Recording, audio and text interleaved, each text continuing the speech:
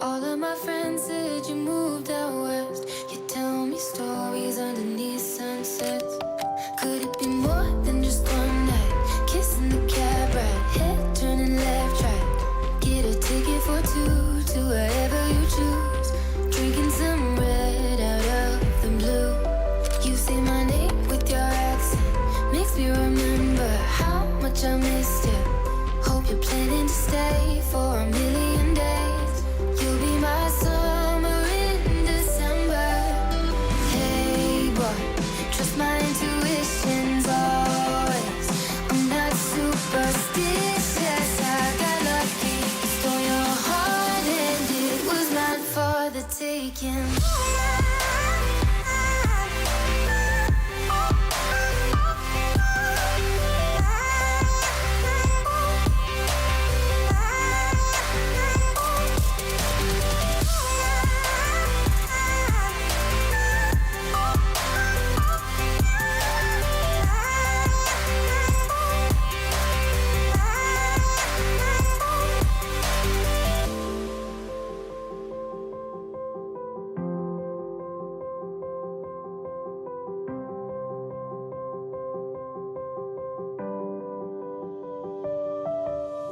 I'm bad at pretending, you know I'll be true. Sunday mornings and midnight lights turn into songs that you watch me write. Stole your sweater on that night. You took a picture, keep by my bedside. So you're mine when you're gone, baby, please don't be long. I got my ticket to the west side. You say my name with your accent, makes me remember how much I missed you. Hope you're planning to stay for a million days. You'll be my summer in December. Hey boy, trust my intuitions always. I'm not superstitious, I got lucky. Stole your heart and it was mine for the taking. It was mine for the taking. It was mine for a million days, in a million ways. Stole your heart and I got lucky. Stole your heart and it was mine in a million ways, for a million days.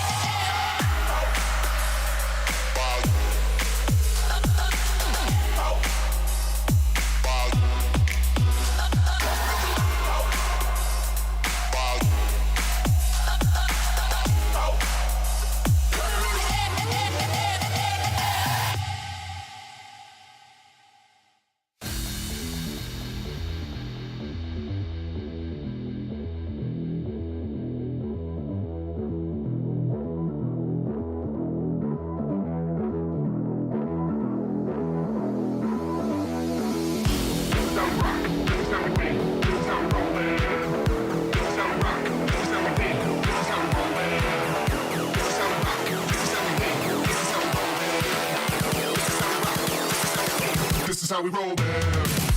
Some rock, some win, some roll, man. Some rock, some win, some roll, man.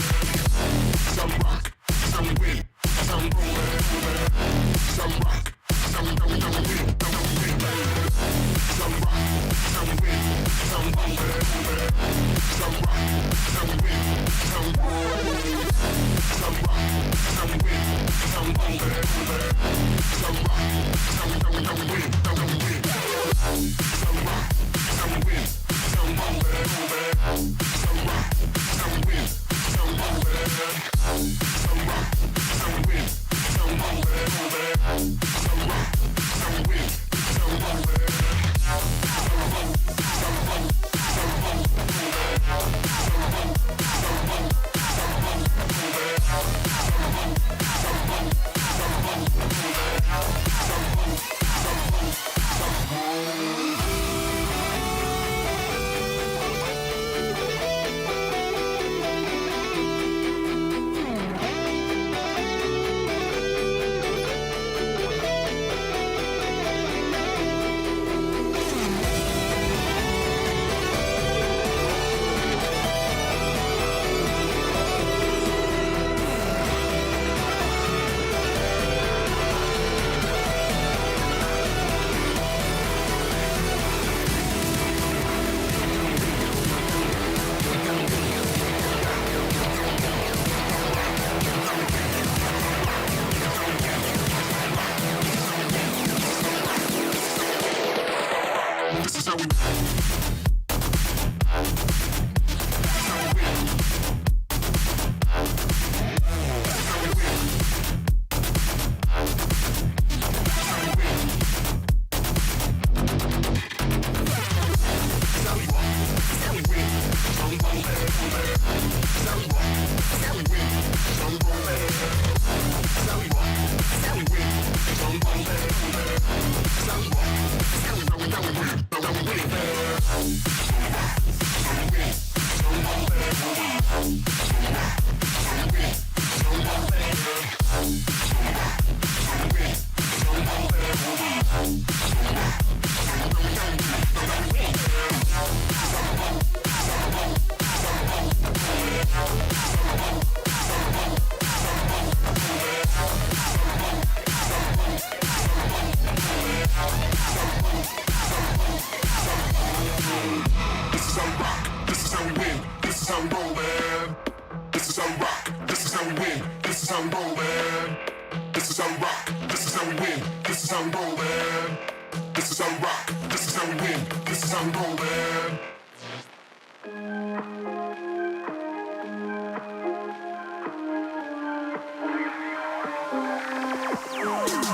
Drinking Kool-Aid cameras like I did when I was 9. Cause I like to pretend that I haven't lost the time. In the end, the nostalgia, though it tastes fine, I can only drink a couple cause it feels like a lie. We'd play Halo and we'd lay low in our basement until the sun began to rise. We would go to school but not learn too much, cause it's hard to read when you've got tired eyes. Months go by, the time it flies, past the days that we drink Kool-Aid in the summertime. Years go by, the time it flies, past the days that we drink Kool-Aid in the summertime.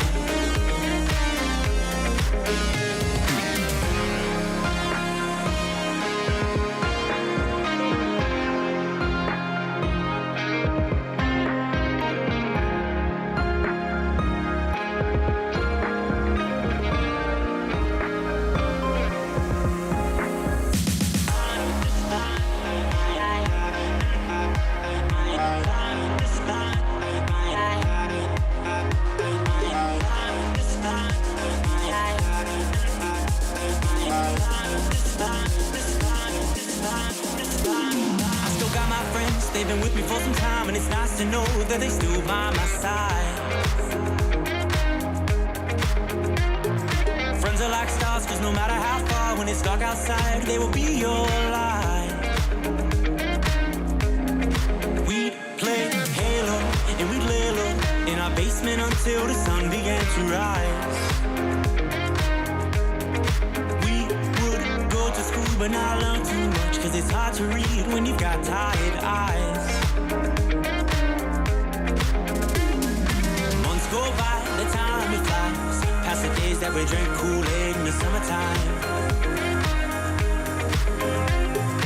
Years go by, the time it flies, past the days that we drank Kool-Aid in the summertime.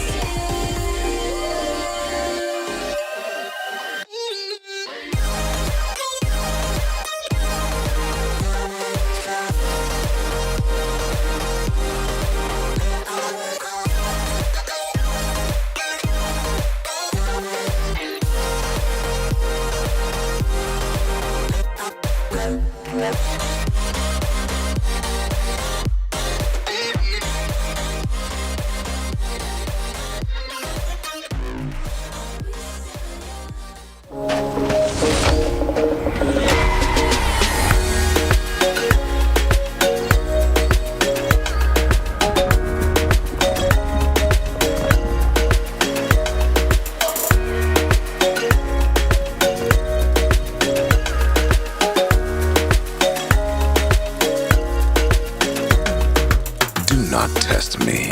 None shall pass. Taking aim. Go hot or go home. To challenge me is foolish. To me, creatures of death! I win again! The light returns.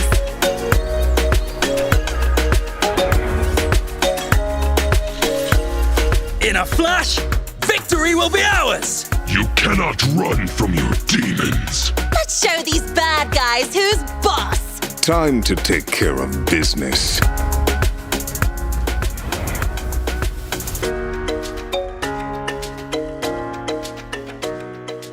Hello, everybody, and welcome to another SMITE update show, this time for the season of celebration. My name is Titan Dandy, and I'm joined here by two other amazing people from the SMITE community, or from the SMITE team, Clumsy and Aggro. I almost said learn. You almost got me. Yeah, you almost. We were memeing about it. I had all their names written down, and he was like, hey, remember, there's only two of us right here. So he tripped me up, so I'm ruined. He does that all the time. Welcome to the show. Super excited for the season of celebration. As is the theme, we have so many cool things to celebrate, as has been all of year 10. And we're excited to kick it off. But first, I do have to tell you, usually I'd be all like, check out the update notes, like follow us along. But the update notes aren't going to be up right now because they're kind of mad at us. It's just the website's being strange. We'll get it up as soon as we can. You know, keep your eye out. There'll be a tweet that goes out about it. But for the time being, this is going to be your one-stop shop for all the information about the update coming up literally next week. So we're going to start off by talking about just a few little community news things. I like to kick it off with the news. I like to talk with y'all, tell y'all what's up. Starting with the Salt Tournament. That is this weekend and the first weekend of September, so like September 2nd. So tune in over the next couple weekends for some awesome content to get more of that really cool esports stuff going on. So we had the really, really awesome Roll Stars thing that just finished. That was super fun to watch. I was loving every bit of it. And I'm excited for more as we go through the next couple weeks. Another thing I wanted to tell you all about is, I don't know if y'all saw the tweet, but we have a Scylla plushie now. It is very angry looking and also very adorable and available now. So make sure to check that out. Just look at it. I absolutely love it. It's so good. So another beautiful addition to the SMITE plushie collection. It's going to go right next to my Ymir and my Danza. So I don't have the Kepri one. I wasn't that cool. But super excited. Make sure to check it out. One last little note is esports related stuff. We actually have Phase 2 kicking off September 8th. So we have a little while. It's not, this weekend. Like I said, we have the Salt Tournament coming up, but keep your eyes on esports for Phase 2 coming up quicker than you'd think. So every time you read a date in the future, you're like, oh, that's a few weeks off, but the time will fly and we will be back in the action. Looking forward to it. Next up, Celebration Event. This is the season of celebration. It's something that has happened before, but for those who aren't familiar with it, the Celebration Event is just us celebrating SMITE and the beautiful community we love by giving y'all free stuff. So starting with the update, you can play one match every day for 2 weeks, and you will be able to claim free rewards. It's that simple. Just hop in, play a game of SMITE, earn your reward for the day. There is only one reward per day, and they persist only for that day. So if you see something you want on the cool calendar spin wheel, make sure you hop in and log in on that day to get it, because if you miss it, it's gone. And another cool thing about this is if you claim 6 prizes, we give you an extra prize. It's like a prize for earning prizes. We love to give away things. And that would be actually a skin called Ebon Knight Lancelot. Let's take a look at the card art. That is badass. That is incredible. The red eye on the horse is right. It's creepy. That's an angry horse. So, but again, absolutely free, and all you have to do to win this is earn 6 of the prizes from throughout the celebration event, which is literally just play 6 games of SMITE over 6 different days. So, we like to make it nice and easy for these, because who wants to stress about celebrating? So again, 2 weeks worth of prizes, and all you got to do is play. Love it. So among the many things we're going to talk about today, we have a brand new map style, and we've teased it a little bit. Y'all have seen it throughout our Twitter posts and some of the videos we've released, but we really, really want to get in depth with it, starting with this trailer here. So see you in a second.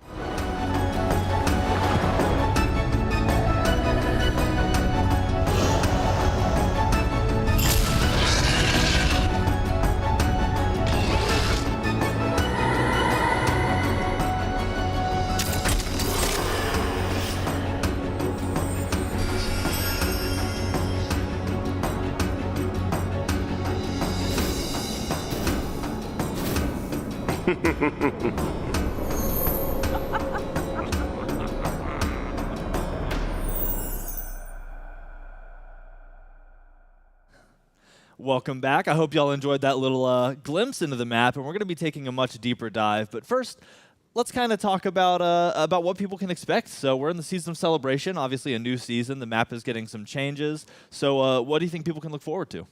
Well, with this season, we've got the map lifting back out of the underworld and into the light, so I think that's one really big component of it is just, we're going to be having the brand new lighting, the skybox. We're going to have the uplifted spirits where we get now to fight back out of the darkness and into the light. And I think, reining into the end of the year with kind of this lighter mood is going to be a really big difference. I think our players are really excited for that. Yeah, when we get to do the dark, spooky maps, it's really fun. It's a nice little change of pace. But I think everyone always gets excited when we get to these really bright, big open maps where it feels like you're battling on top of the Mount Olympus that we've done before, just coming out of the underworld here with this map. I think it looks absolutely gorgeous. Awesome. Well, I mean, nothing that we can really say would be as good as being able to get in and see it. So as we talk, how about we hop in and look around the map a little bit? Yeah, these seasonal changes are always just like a testament to the work of the environment teams. It's always really badass just to see, from their mood boarding to what they actually get into the game and the set dressing. They put a lot of love and care into the small, tiny things. So I think we even, wrote a little bit on the blog post, wrote in the update patch notes as well. Just like look around. It's not always just these little potions and bottles and trinkets. The canopy above you is changing. There's a lot of new spiritual and kind of voodoo aesthetics littered across the map. There's, of course, there's the new mechanics to the Conquest map itself. So what we've got here is we've got the first round of Harpy camps that's going to be spawning between the blue and the red on the FG side of the map. And then after that first round of Harpies will be the new mechanic, the Shaman leader camps. Ooh, all right. Shaman leader camp. So yeah, we'll get back to those in a second. Yeah, we'll get there. We're cruising to new. Another massive component to the Season of Celebration Conquest map is the Fire Giant Pit. It is brand new environments, brand new aesthetics. Kind of got this more of an built-up architecture feel. It's more open than ever. We went from the season 0 of it being an enclosed volcano to kind of just this broad new area. There's actually a little corridor here that you can kind of corner people in or try use to escape. Yep. But there's going to be a lot more ambush opportunities. There's going to be a lot more opportunities to kind of get in there and fight and flee if you need to. It's been very hectic in a great way during playtests around these Fire Giant fights. The many angles of attack that you can come from mean that getting in there and causing some havoc out of nowhere on a Fire Giant fight is really, really easy, but also makes it so that defenders have a lot of really interesting options on where they can spring traps on enemy teams who are coming in to stop them from being a Fire Giant. So, these Fire Giant fights are usually the culmination of a long match and where a lot of matches are decided. So any amount of change over here ends up making a really big impact, but we think that players will really enjoy this slight change to the layout that will change the dynamic of those fights a little bit. Yeah, even some of the rocks and geometry around the Fire Giant Pit, not just within it itself, has changed. You'll just see some of the smaller rocks have combined to be a little bit larger ones, and they've just kind of moved and shifted around. So it's not just the architecture itself; it's kind of the surrounding jungle, like this area here too. Also, Pyromancer in that middle camp as well has actually shifted orientation, so they're on the other side, close to the Fire Giant. It's small things like this that actually do end up feeling very different when you get into it in gameplay, especially when you're contesting over these camps or something. You get a different kind of view and layout of the enemy side of the jungle. Yeah, a little bit easier to make sure that enemy mid laners aren't just tossing one ability over the wall to steal Pyromancers. Now that it's kind of on that opposite side, it forces them to commit a little bit more in order to come in and contest.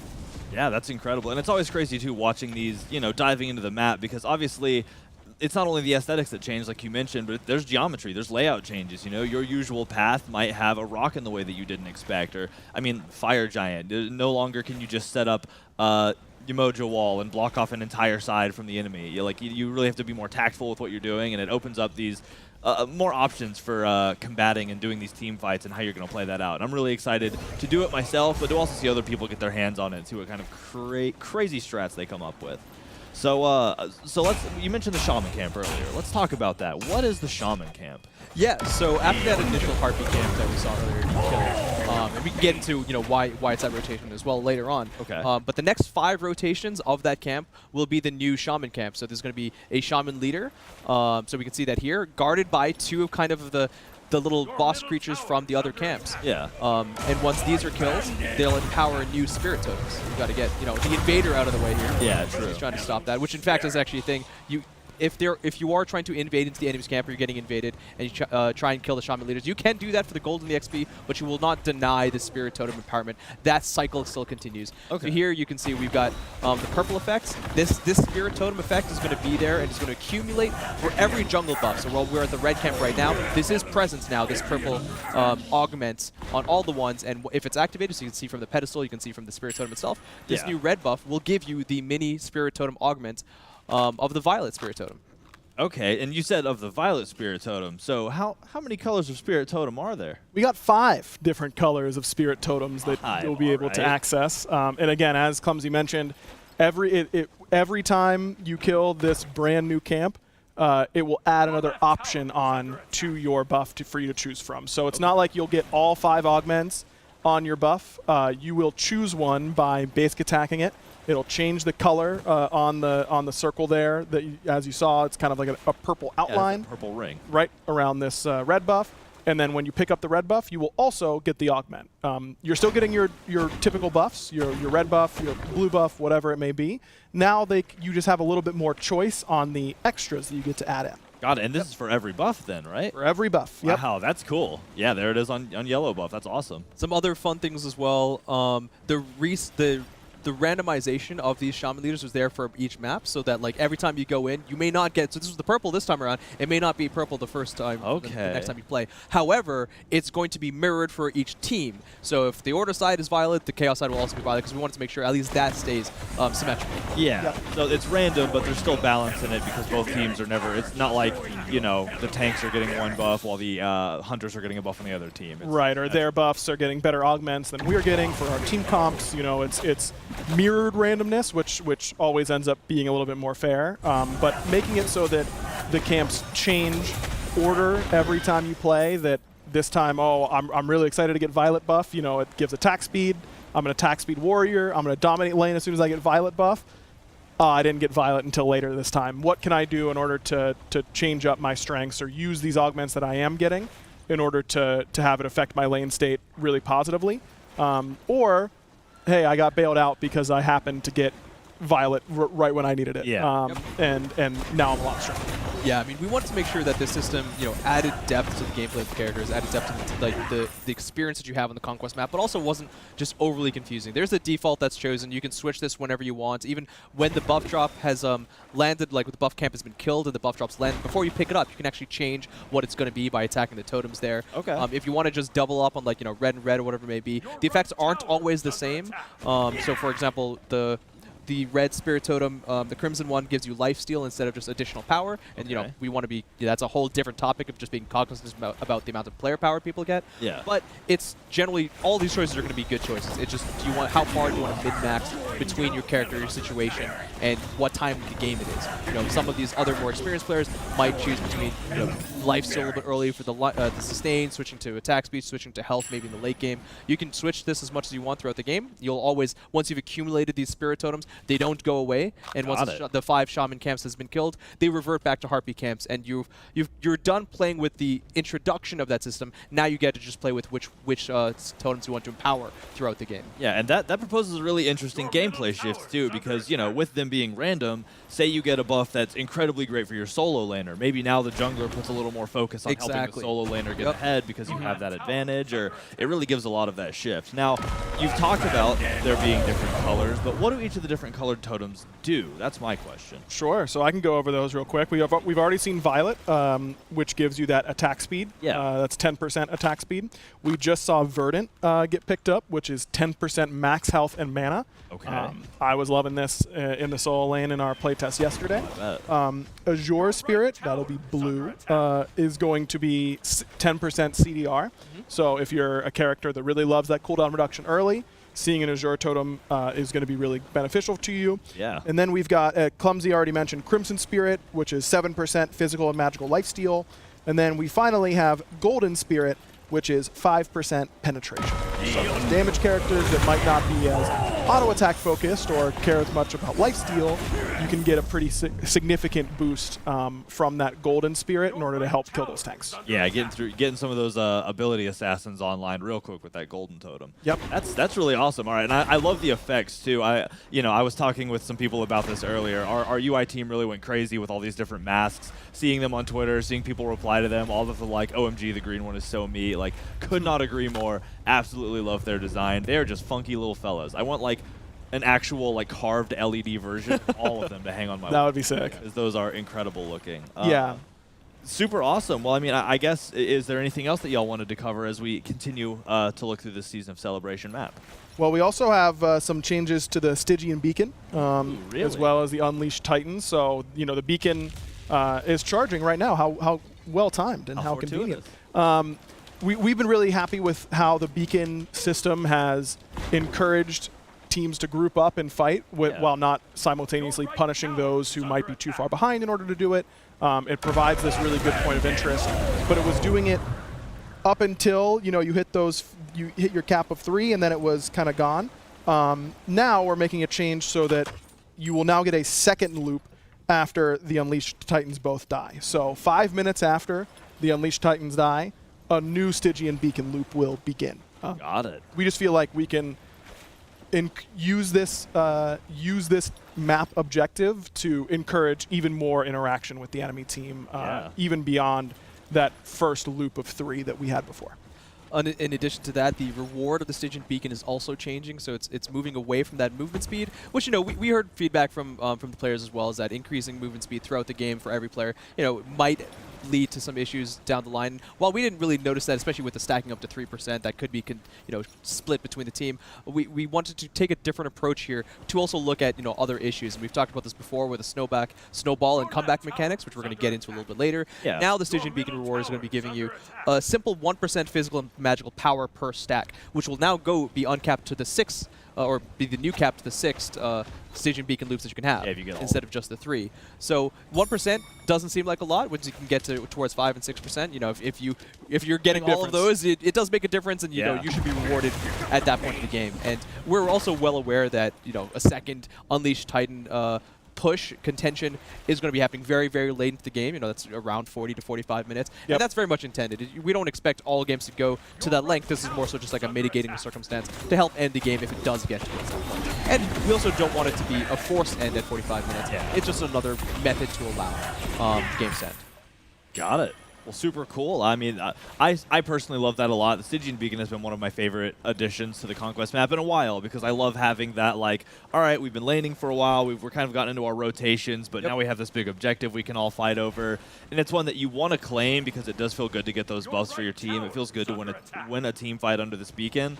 But at the same time, if you end up losing or you have to call a retreat because you just don't have what it takes to get that team fight, you don't feel like the game is over, Yeah, I think one of my other favorite parts about that is the kind of capture the coin, king of the hill mechanic, where it does cause teams to fight. But if you're really just that far behind, and maybe your mid laners ahead, they can poke them off, and you in the hunt as a hunter in soul or a warrior in the soul lane, you can just farm and just maybe your opponent went to go contest the point instead. You actually get maybe even more XP and gold in the short term for that time, so it actually can help you come back ahead and pull back to the game. Yeah, again, it's like with all of these changes, it's all about the ebb and flow of the game and you paying attention to what's going to be the most profitable for you, and I like that. I like things that give you this change, and I also like all these shiny colors. I'm glad that we've kept getting them. So a couple more general Conquest balance things that we wanted to talk about. So Cyclops chests and a little bit of farm shifting. So let's dive into, I guess, first the Cyclops chest. We talked, well, in general, the preamble for this one.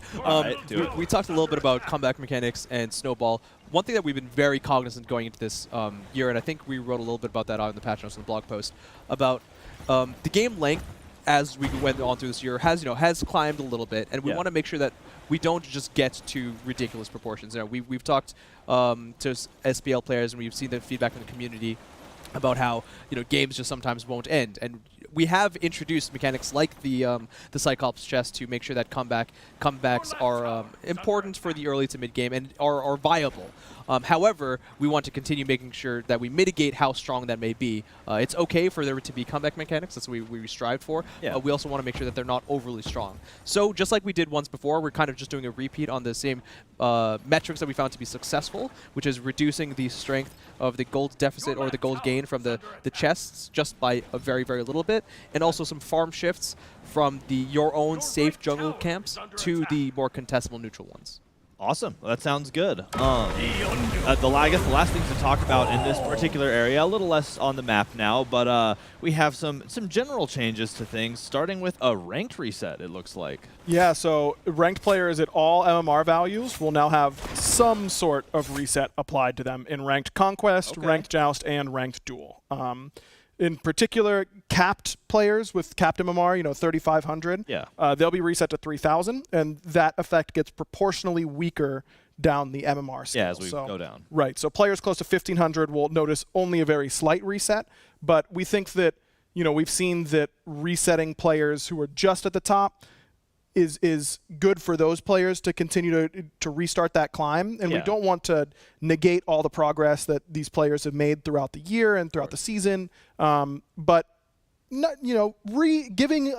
reopening the door. If you maybe had a couple tough games at the beginning of the season, now you want to you tanked your MMR, you lost a little bit of motivation, now a little bit of that reset, the door's back open, you have another opportunity to get off on a better start. And this is the same cadence that we've been doing this year for the seasonal changes. We of course. Make sure that we didn't miss it over here. Yep. Awesome. Well, the last thing, and this is cool actually, I like this a lot, is additional time for game starts.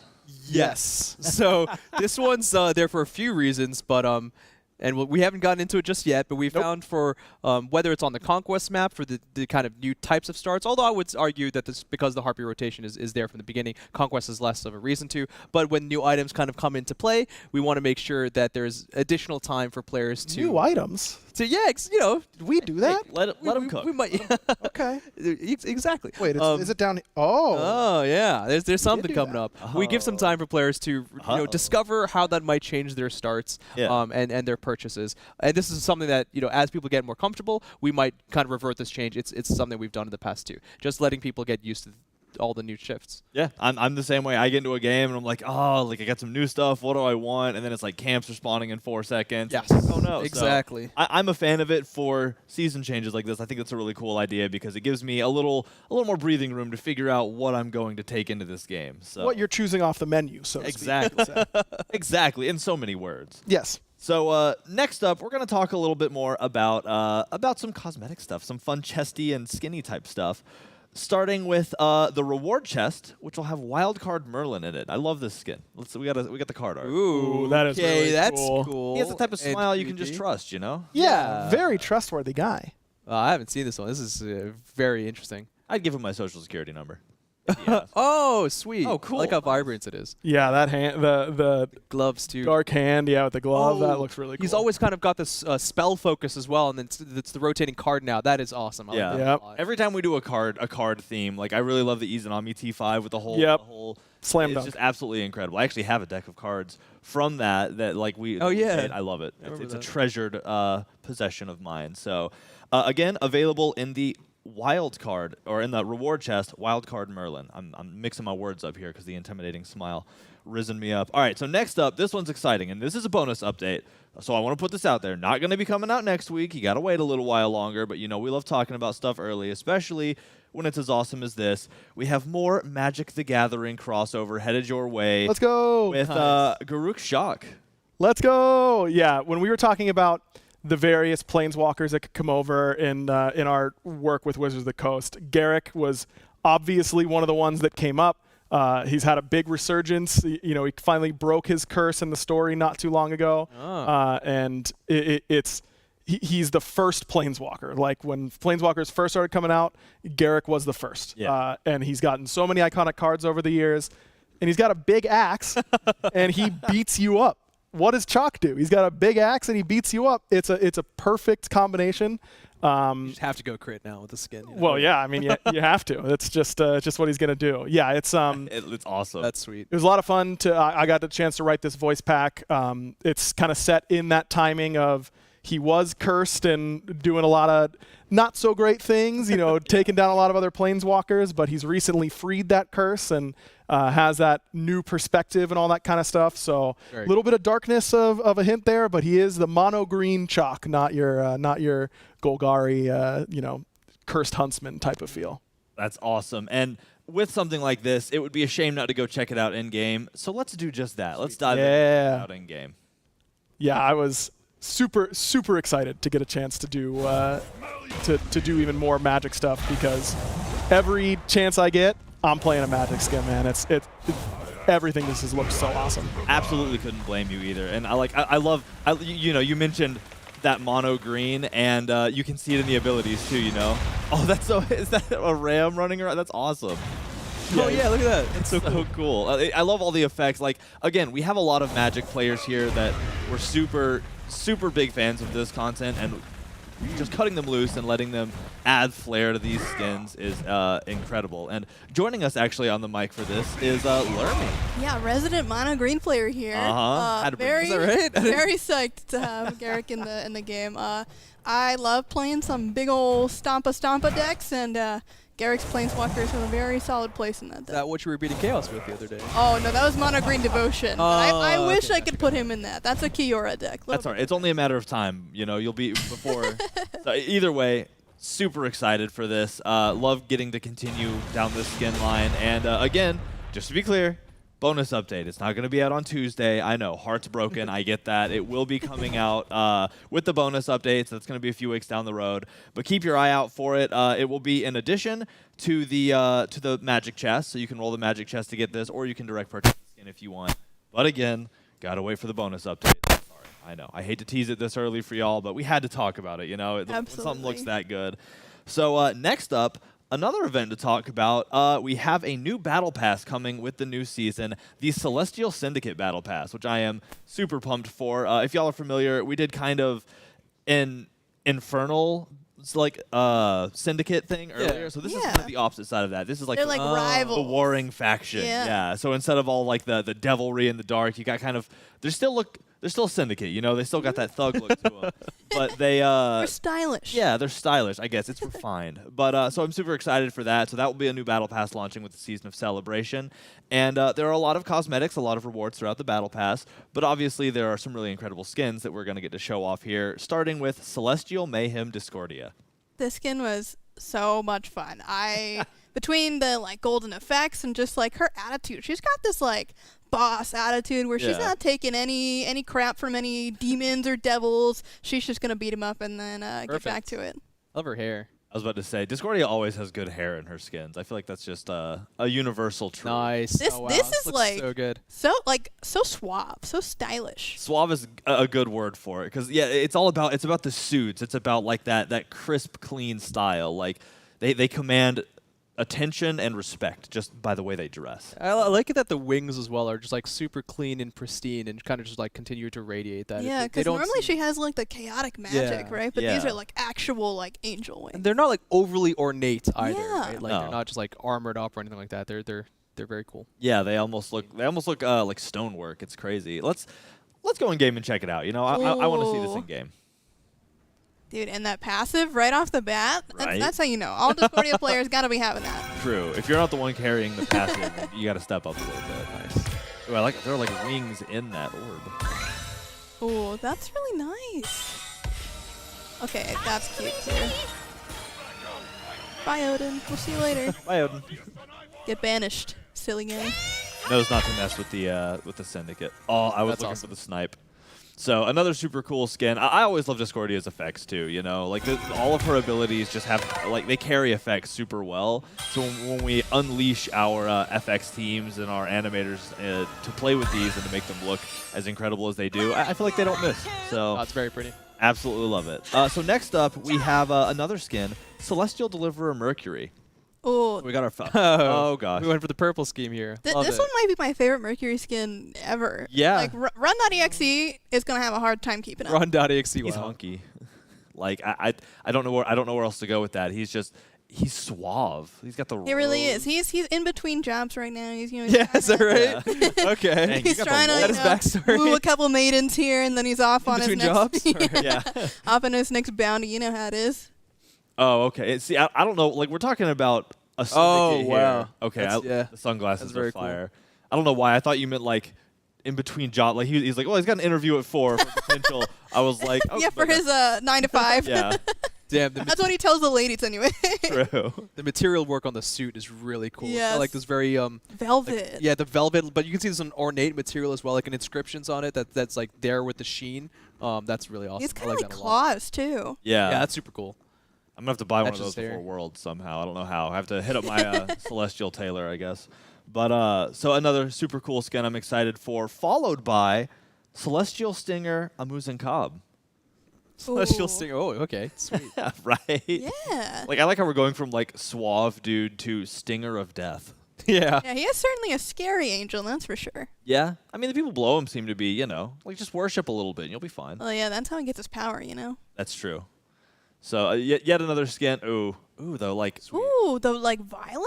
yeah, like like the- the I ombre was out not in the expecting wings. that. all That the looks wing feather really tips. nice. Ooh, and the The like. column, like Yeah, they look like columns, but they look like kind of ancient, you know. Yeah. Like this is some like primordial angel guy that's not necessarily a good guy, but he definitely doing is his one duty. to be worshipped. yeah, he gets the job done. All right. Absolutely. So the last skin we're going to talk about here is one I'm super excited about. I mean, I'm excited about all of them, but this one kind of really hits at the top here. Celestial Inferno Surtur. Yeah, this is just Okay. Now, I can't lie. Surtur. I'm not biased either. Like this is just awesome. Yeah. Big sword, check. Big wings, check. Big dude, also check. Yeah. You've got all of them. You got the pecs. You got that white brilliant hair with Yeah, the thick beard. that's part of it too. Like I play a lot of like mage characters and RPGs and stuff, but I always go for the kind of wizened but badass aesthetic, and he's got that. Like He I has go it. for the whiter gray hair, Yeah. like with like a little bit of like a clean shaven beard, and that just looks sick. Like he's just, oh yeah, that's awesome. He looks like the boss. Absolutely. He is He the does look boss. like the boss. Look at him. Oh, that's awesome.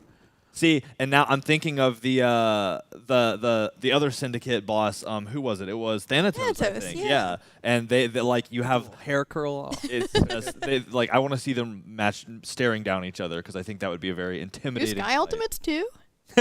True. So, one of them's a giant rock. Let's see how that works out for old Fanny. That's true. All right.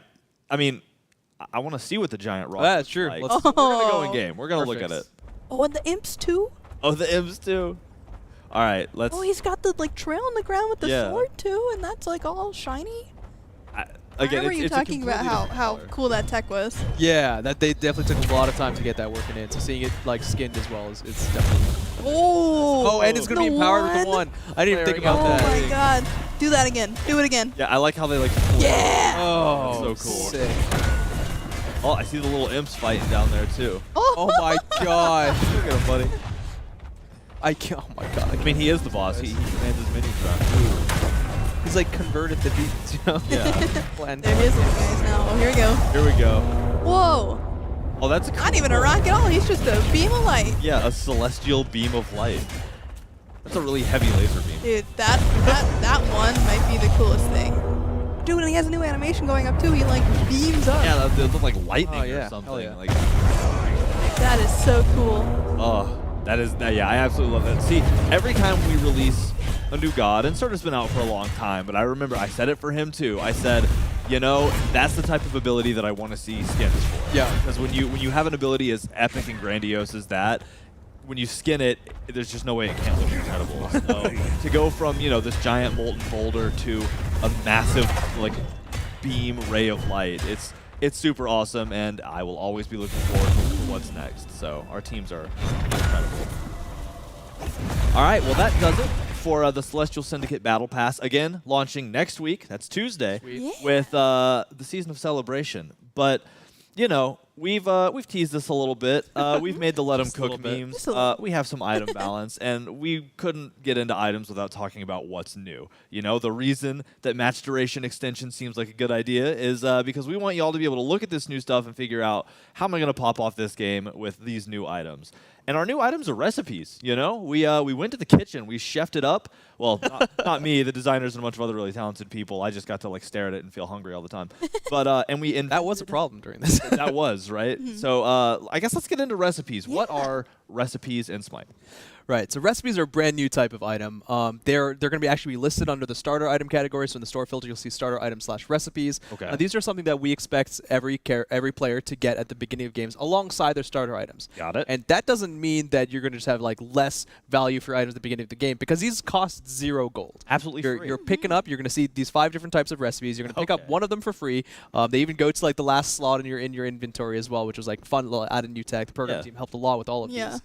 And so these are evolving items, essentially. They have 2 quest steps each one. They all have the same kind of system alongside them. And then you go through one. They have 0 stats, so 0 gold, 0 stats. It helps you there. And every time you progress from one step to another, you actually get a little bit of a gold reward. So it's an incentive to continue going forwards. And then when you finally complete the second step, you get the completed dish. You're done cooking. You follow the quest steps and you've chefed it up, and you get a final dish. Oh, yeah. And then you're served that final dish, which again has no stats. It has a primary passive benefit. It lasts an infinite duration until you sell it for 0 gold. And that's something we said on the blog post as well. It's we expect players to get this early on, and you'll finish it before 10 minutes ideally. And late game, you just sell whatever you haven't finished eating. Yeah. So whatever you haven't finished, you get a little doggy bag. Exactly. Get rid of that. Well, that's super cool, and I absolutely love that. I'm always a fan of things that give you those additional quests, So like I'm farming, I'm paying attention. Maybe I'm not winning lane, but so I have something else to do. I'm hugging tower, and I'm trying to get these quests done and get my little benefit in. So. All the quests for the different recipes were definitely designed such that if you want to min-max them, if you really want to chase completing these as fast as possible to get that ultimate, to get maybe even the gold along the way, and then the ultimate passive reward as fast as possible, you can try and do this as best you can and finish it as quickly as you can. However, if you're falling behind and you don't think you can min-max it that well, you will likely still complete this at a healthy period of time. It's not going to take you till the end of the game, as you're buying your 6th item before you get that final dish. You will complete it in a fair time, because we want to make sure, again, that snowball and comeback mechanic argument that we talked about before, this is not a new method of overtaking it. Also, we didn't want to just increase player power at the end of the game. Right? We want to find that very delicate balance between making sure that players aren't too strong with the end game builds, and this was just one way of kind of a twist of the early to mid game that is diminished in the late game. Yeah, and one other thing about these is that these are not role locked. You can buy them in any role that you want. They are designed with a role in mind, that it is probably easier to do it in. But you can buy it anywhere. I've been experimenting a lot with that, seeing what I can buy in jungle, what I can get in solo, and it's a lot of fun to try different things on different characters. So we really recommend, trying it out the first time, maybe with the one that we recommend for the role. But again, mix it up, show us what you got, and feel free to cook. Go ahead. Yeah, feel free to cook. That's something we've always done too. Like things will be designed for certain roles and will work technically better in those roles, but that's as far as we're aware. We love seeing people flex. We love seeing y'all experiment. And if y'all pop off and say, "Hey, yo, this hunter one, buy this as the assassin," because there's some crazy stuff you can do. Because at the end of the day, it's always based on these class archetypes as well. Because as these are items, they're available in all game modes. Yeah. So you're gonna be able to get all these recipes in all game modes, with the caveat of I believe one. There's 2 exceptions. Party punch being the one recipe not available in Arena and Assault. Yes, and you'll see why. We'll get into that in a second. Yeah, this is for your own good. I know that you guys want to party with the party punch, but that's true. We'll get to it. You have all the other ones in all the other game modes, and we're excited to see what combination of things that people pick up. Well, I think we've talked enough about them theoretically. Let's pop open the recipe book and start going down the list. Let's kick off with golden gooseberries. Yeah, so we can briefly go through what they are. Like I said, there's no stats on any of these. So golden gooseberries is the more hunter-oriented one, or basic attack-oriented one. The first step is kill some minions, simply put. You can do this as lane minions or jungle minions. There is a distinction between those. This is washing the berries, right? You're getting them ready. Yeah, exactly. Step 2, so once you've done that, you get your 50 gold like you do for all of them. You move on to step 2, which happens automatically. You don't need to go back to base or anything. Perfect. You then need to deal 750 god damage with basic attacks. Again, this is incentivizing the basic attack-oriented gameplay. A lot of these quests are simple things that you've seen before. Like I said, we didn't want to break ground and make sure they were all mode agnostic. And then finally, you've done step 1, you've done step 2, and you get the final dish, the actual golden gooseberries themselves, which is, you might have seen this before, and it's very specifically chosen this way, but your basic attacks will also hit enemies within a 10-unit radius for 30% of the damage to gods and 50% of the damage to minions. This is effectively a way of introducing a golden blade-like effect for everyone who wants it without having to worry about the stats. Also at a diminished amount and diminished radius, so it is a weaker effect, and Golden Blade is still inside in the game, so you can technically double up on these, but theoretically you shouldn't need to. Yeah. If you just wanted to splash of this, if you just wanted this in the Hunter lane to help get a better clear later on as you progress, this will help you get there. Yeah, this is also not necessarily a replacement for anyone like your Arachnes, your Mercs, or Collies that are getting it in the jungle. You can also get this, but you might want something else instead. So it's not a replacement. We're not getting rid of Golden Blade, but it's there if you want to try and experiment. And if you want both, it does work, but it's not like as it's not crazy. It's not as crazy, and you're really you could have been flexing it to something else that could have helped you out in your gameplay instead. Yeah. But we're excited to see it. Yeah, because again, I mean, no gold, which is awesome. It's no gold. You complete some missions, you get this awesome effect, but there's no stats with it either. So if you're trading out Golden Blade, then you're missing out on those stats when you could just get a free passive, choose a different item. Exactly. It's the build path. Yeah. So next up, Sturdy Stew. Yeah, the Sturdy Stew. First one for this. This is our more support-oriented one. Got it. As you can see by our first step, which is to obtain 40 minion assists. Okay. So, a couple waves go by. Jungle camps also count for this, so literally any minion on the map, and you will be getting those. Second step is to crowd control enemy gods 10 times, and you can't gain more than 1 stack per 1 second. So if you're thinking like, oh, I'm Ares chained someone, you gotta wait the whole time, and then it'll go off again, or like Nox, or Ganesh, or any of these characters that have the channel CCs. Those guys don't have an inherent advantage in getting those stacks. But the final dish is that when you are hit by a crowd control, hard crowd control, you will pulse out a protection aura, basically, that happens 1 time. And that will be 5 protections plus 1 per level to yourself and allies within 55 units for 5 seconds with an internal cooldown of 10 seconds. Gotcha. Well, that's super cool. Again, I love all the quests, those type of things. It's like I'm playing a game and I get to play more game while playing game. It's a win. Even these passive effects themselves, like they are almost a little bit more passive than some of the other ones. Like, they have a purpose to them. They're there for a reason. They help you out, but you don't need to like min-max them at all times. This one especially, if you're doing the right things and you're tanking and you're getting hit by the abilities over your teammates, you're helping your teammates out. Yeah, you're doing what you're supposed to do. Absolutely love it. Next up, Bountiful Bow. Yeah, I think this was the one where just like, as soon as we were brainstorming different ones, and as soon as we came up with the idea of like, there needs to be dumplings to bow. Food, this just needs to happen. Instantly, Clumsy was like, we're doing this. Yeah, it's like, I need bow no matter what. And then I can't remember whose suggestion it was for like the word just bountiful. I'm like, that's amazing. Bountiful bow. That's how we knew that they had to be alliteration. The alliteration, I wanted to comment. I think we went backwards and we made sure all of them had alliteration. Yeah, they all have alliteration. I think only like 2 of them did at this point. I'm like, you know what, bountiful bow. All of them got it. Yeah. And also shout-outs to Kalani as well for the UI art. Like, they all look amazing. And that's actually what I was talking about before. Is like every time we were like going back and forth on the UI art, we're like, okay, well, maybe we like expense a trip to go get some food because like this is just research. Yeah, you're making sure that it aesthetically is the right. So I think you nailed it. Yep. So Bountiful Bow is the more ability or mage-focused one. Got it. Step 1, simply spend some mana. I want to actually pause you there real quick because you may just say, oh, but I can use abilities, before the timer happens. But it actually does not count. You have to wait till the game starts, and whatever match you're in, that's variable time, of course. But the game actually has to begin, so everyone's on a fair playing field there in terms of. I can't wait for people to like not listen to this and still start spamming it. I'm just gonna It doesn't work. You have to wait.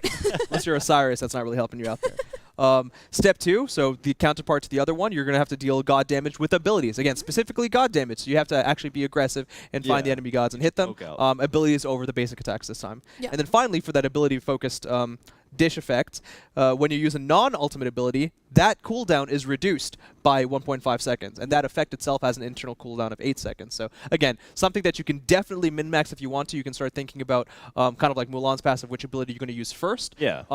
However, if you don't want to think about that, you're just going to get a ubiquitous benefit as long as you just have that final dish active. Yeah, it's just going to be helping you out, even if you're not like really focusing on it. So cool. Next up, continuing the alliteration, it's a party punch time. Yeah, so this is one for our junglers. This one is the one, again, that was banned in the other modes, and the reason why is because you have to kill or assist 30 jungle minions, and in Assault, there's none. Unless there's like 6. In Arena, there's 6, but 30, I mean, that takes you getting every single buff on the map for 5 rotations. Fire Giant counts for like all of it, though.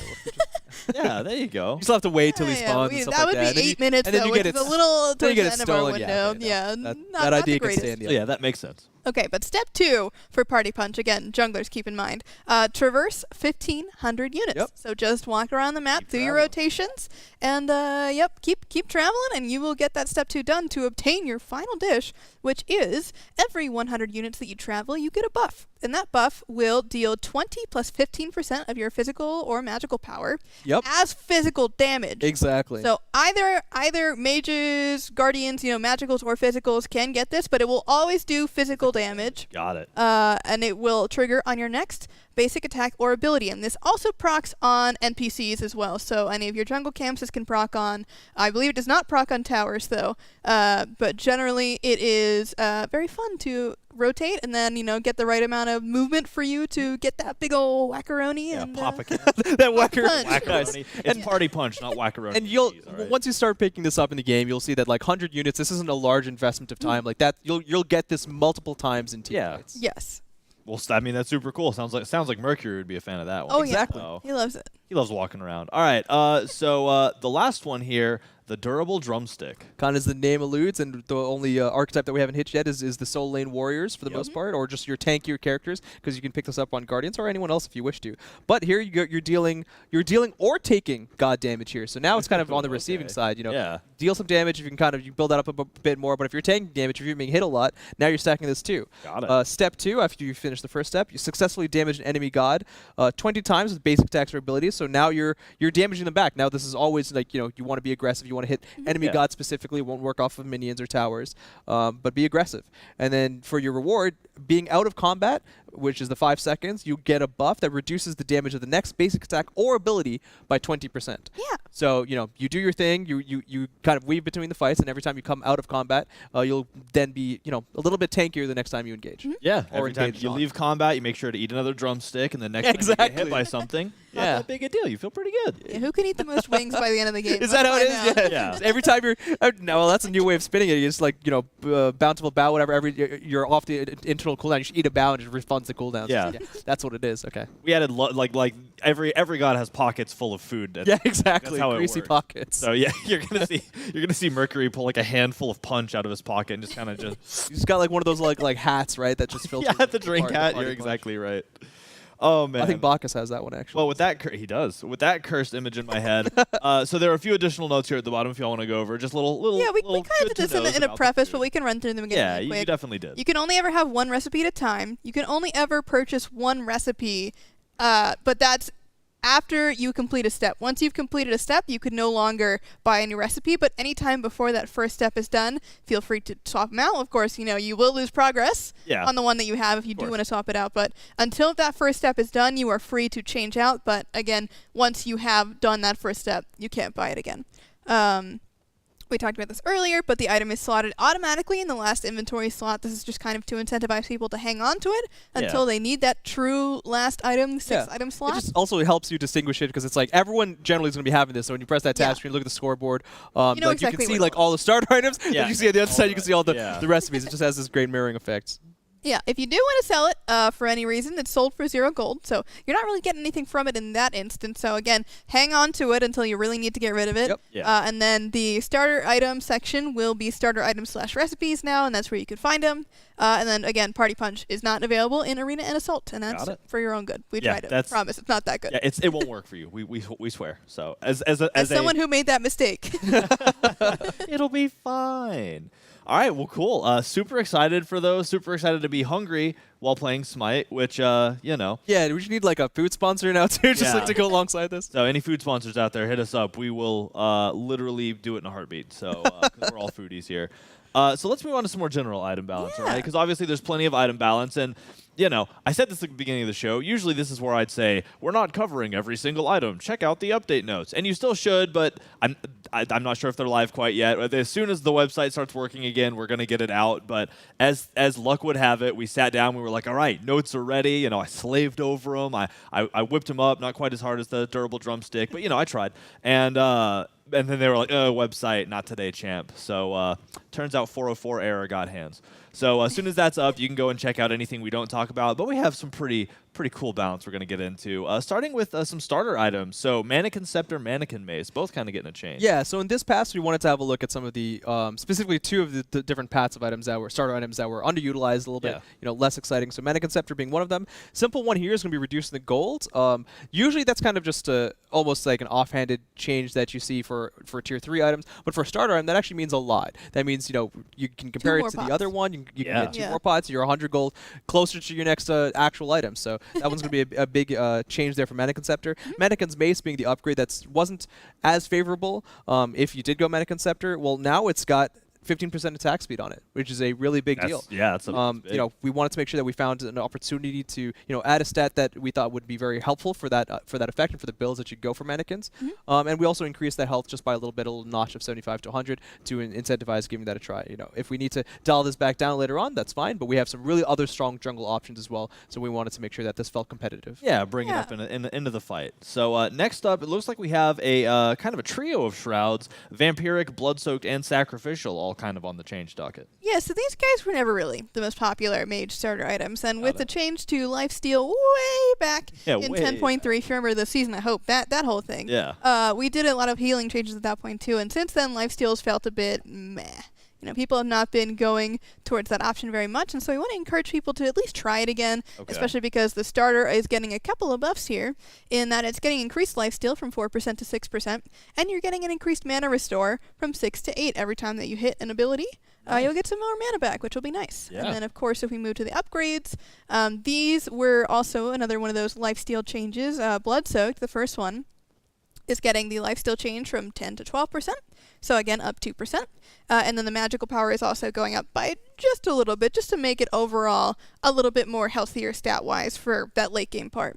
And then Sacrificial Shroud, which is, you know, generally the more popular item. We wanted to be careful about the power on this one because of the increased damage aspect of it, of course. But this also is getting that lifesteal change. So even though you are paying some health to gain that extra damage ability, you will be able to get a little bit more back. Got it.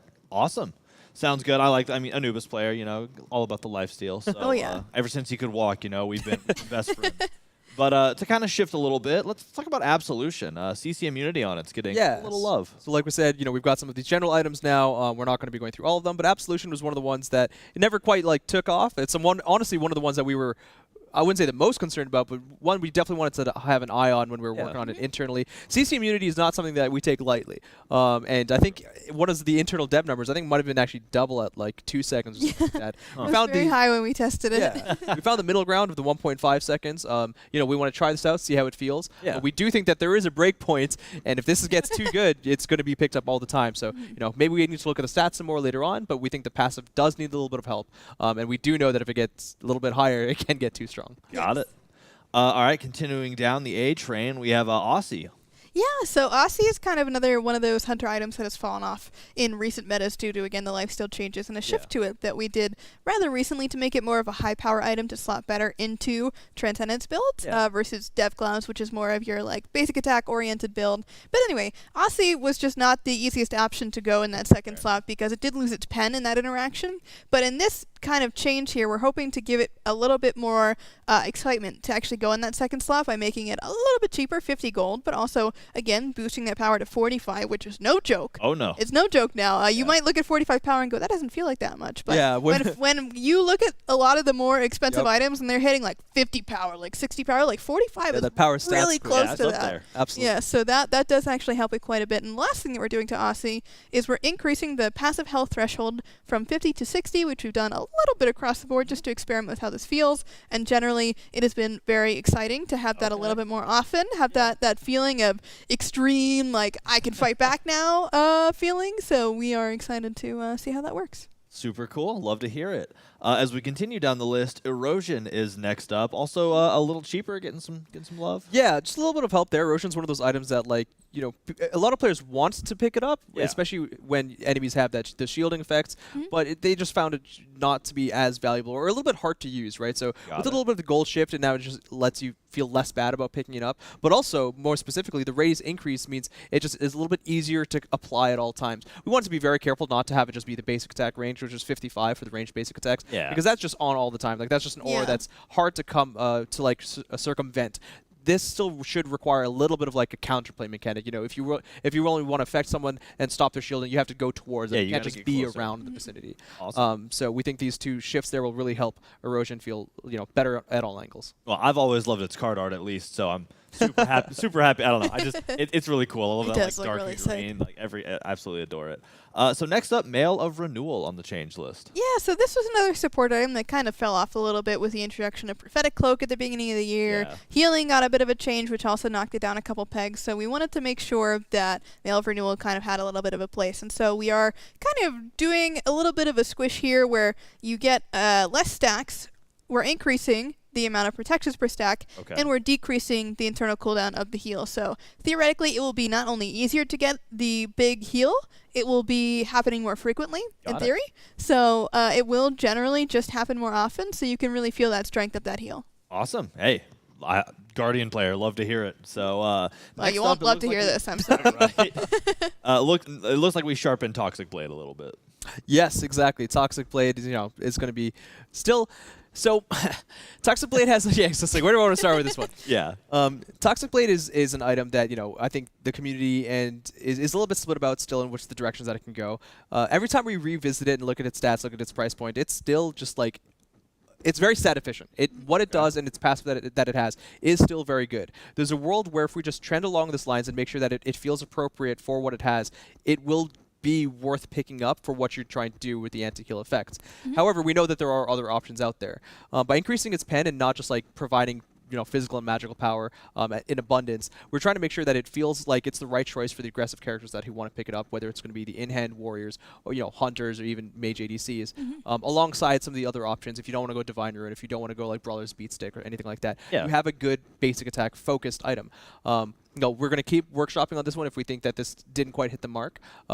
We're not going to blow this penetration to like 50 or anything like that, just to keep along the same lines. But we do think that there's a successful path for this item along its current routes. Yep. Well, cool. If we're wrong and we're proven otherwise, I think that's something that we can definitely admit and look into in the future. Awesome. I mean, hey, if there's one thing that I always love about, all of us in general, but y'all's team who do a lot of this balancing work, it's that you take feedback very directly. And every time the community has something and they're like, hey, listen, like, this needs to happen. This item needs to be, this god needs to be, whatever. Y'all are really good at looking at that and working with it. So it's something I've always respected about your team. I like with how many things you have to juggle, being able to take all of this feedback and like make it life it's impressive. So I'm at least a huge fan of y'all. Appreciate it. So moving out of items and into gods, this makes me laugh because I do writing for the show. I write the update notes, but they come from all of the cool balance that these people work on.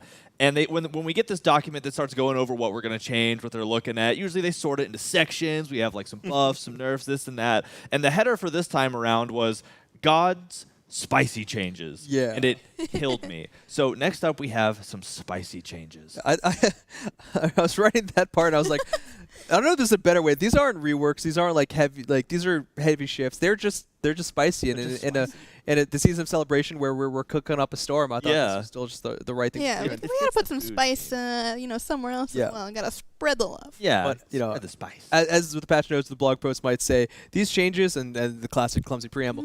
These changes aren't. You heard it here first. Yeah, exactly. They're not reworks. They're not on the heavy shifts. It's something like we did, for ESET or Longshen or anything like that. But they're close. They're the next best thing. They're spicy god balance. They certainly are.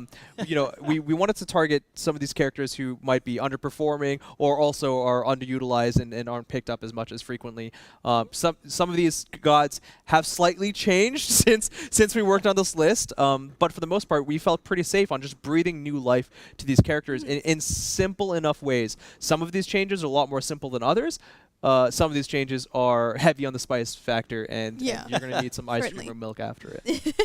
Awesome. Well, hey, I love to hear dairy. that because I love big changes. I love when things change. So let's dive head first. There's a whole bunch of stuff for each of these, and we're just gonna kick it off with Apollo, kind of in the hunter's realm. Go for it. All right, so Apollo is a very old hunter, right? That's true. He's from what? Looks kind of young, but well, not age-wise, but age-wise. Right? Yeah, so he's one of the oldest hunters in the game, and so we wanted to just give him a little bit more spice, for lack of a better term, right? So let's start off at the beginning with Audacity. Okay. So normally how this works is you get a couple basic attacks, you charge up your passive, and then your next couple shots have increased attack speed. But we wanted to give it a little bit more than that, so now those shots also have increased basic attack projectile speed. So they come out faster. something you might have seen like Griffin Wings and stuff. Yeah, or tech actually we got with Griffin putting that into the kit. Okay. Yep. And then additionally on top of that, so beautiful. This is the one. This is your main clear. Yeah. And also your poke. So this projectile speed is going up as well from 110 to 150. So you're not really gonna know what those numbers mean per se. But it's a noticeable amount faster. It's not like a scary amount. Like you can still definitely react to it, but it's a lot more. I do this and I'm done. You don't have to worry about like I have to get really close to them or really account for it. This is a little bit better as a ranged poke now than where it was before. That you had to be a little bit closer for the projectile to actually reach them in time. And then on top of that, we do also just want to give it a little bit more of that poke potential towards the late game. Yeah. So we're increasing that scaling by 5%. Nice. All right, let's move on. Serenade. This is the 2. This now also provides Apollo magical protections as well as the physical protections. This actually was a feature that Apollo had all the way back in beta. And it got removed. In beta, right? And now it's back. I think we looked at the change. We're like, this is something that we can add. Then we're just like, wait a second, did he ever have like? He did. He did. I went into it. And I was like, okay, when is What this a from? surprise. And I scrolled and I scrolled and I scrolled. And like an hour later, 10 years And we of saw, scrolling yep, later. he did have it. So we will be giving him equal amounts magical protection. Yep. Got it. So, he's not as, not a great matchup into your Freyas, your Souls, your Oleruns, whatever it might be. Yeah. And then finally for Apollo, Across the Sky. This ultimate is a lot of fun when you get to ride around in the sky and have a good time, but sometimes it feels like you're taken out of the action for a little bit too long. So we've decreased the landing time by 0.2 seconds, and that might not feel like that much time, but believe me, when you're crashing down into the middle of 5 people, that extra 0.2 seconds will mean a lot. Yeah, it changes. So additionally on top of that, we didn't want the damage to actually change for that, so we changed the tick rate down. Or rather, we increased the tick rate, but the actual time per tick went down. Reduced. So you're still doing the same amount of damage. The ticks are just coming a little bit faster. Knock up totally unchanged. And then additionally on top of this, the mana cost has been decreased pretty significantly at the late game. Only a small amount at the early game. So you will be able to fly around a bit longer. You won't have to really be kind of stuck into that Transcendence build. If you do want to fly around a lot, you can kind of do it without having to worry about going into a mana item. Got it. All of that was pretty crazy, because to see damage changes and, cooldown changes, that's standard balance. That's bringing things in to make them as even as possible. But when you get into stuff like projectile speeds or like the speed of your landing, that's not something that we typically do. those are spicy. Spicy. All right, well, let's continue on with another hunter. We have Chernobog. Yeah, Chernobog, not as old, but one that has like a couple of points of weakness per se, and it's not always that we want to cause those weaknesses to just be newfound strengths, but it's sometimes that we just want to make sure that we tweak those weaknesses so that we can make his playstyle just feel a little bit more fair at all times, and kind of just balance the characters to make them feel slightly more well-rounded. So Crystallized Curses, something that we've played around with a little while ago. We're going to just make sure we kind of make this feel the best we can. In this circumstance, we're increasing the projectile speed, similar to Apollo's 1. Yeah. The Crystallized Curses, the first ability, will be increasing in its deploy time, getting to the ground a little bit faster. In 2 different ways. The projectile speed is increasing as well as the minimum air time is decreasing. So that way, if you're just doing it right underneath by your feet, it's getting to the ground even faster. Okay, cool. The collision radius is actually going to be increasing a little bit, 20 to 25. This just means that when you're using your second ability to proc that first one, you can actually just do it with a little bit more room. You don't have to kind of like line it up perfectly. Yeah, so the visuals are not changing at all, but it will be slightly easier to hit. Yep. And then, so this one's an interesting one. This ability will now slow enemies on the initial hit specifically, not on the secondary hit, but on the initial hit. And this can kind of help, whether it's in team fights, just provide a little bit of CC, or if you want to, get someone in a good circumstance, or maybe even like delay and get your 2 into that scenario where you can actually pop it a little more safely. You can now get that slow. This is also going to be a shift because this slow is being removed from his third ability into Darkness. So, some of these spicy changes aren't always just buffs. They're actually just playing around with the kit. Yeah. So into Darkness, the slow has been removed. And in exchange, you're actually going to be traveling a little bit faster. So that dash speed itself will be a little bit quicker, and the damage itself is going to be going up. Yep. Also, finally, Vicious Barrage that attacks him. We've shifted the duration here. So again, a shift, not just a ubiquitous buff, from 3 to 5 seconds to 4 seconds at all ranks. And the reason why is because we actually decreased the cooldown by 5 full seconds, from 12 seconds to 7 seconds, decreasing the mana cost alongside with it. And the idea here is that you're going to be having less uptime or less uptime of the actual buff itself in the late game, but you can just do it more frequently. You can kind of just get the, because it's not just in attack speed sim, it's also just that large travel through projectile as well that is acting that like does basic basic attack damage, yeah. So you can just do that loop even faster. You're kind of just weaving that in more often in between your actual ability kit. Awesome. So kind of just a shift in the way he plays and not just, just core strengths. Yeah, super cool. And again, continuing to be spicy. Looks like we're kind of getting out of Hunters now and moving into the Assassin Zone. Yes. So starting with Arachne, we got the spiders in the battleground. Yes, Arachne is a notorious character amongst the Smite Balance team. She is a pub stomper through and through, but when it comes to late game team fights, she really struggles. So our main goal with this was to give her a little bit more flexibility when it comes to those late game fights and to have extra tools going into actual team fights that's not just picking off one person at a time and then running away. But first thing that we want to talk about here is Cocoon. So this is going to sound really scary when I said it at first, but just hang on a second. It's scary reading. Hang with me here. Okay. We are decreasing the amount of hits that is required to stun from 3 to 2. And you might say, that's insane. It is very good. It is crazy. The thing about Cocoon in its current state in Live Smite is that when you complete that stun, you lose the attack speed stim. And that happens regardless of what you hit, as many Arachne players will know. But now, the actual stim will not go away until, it's actually fully done. You can activate it, it's going to stay for the entire duration. But again, because it's changing, we want to decrease that stim from 6 seconds to 4 seconds. So now you keep that attack speed the whole time.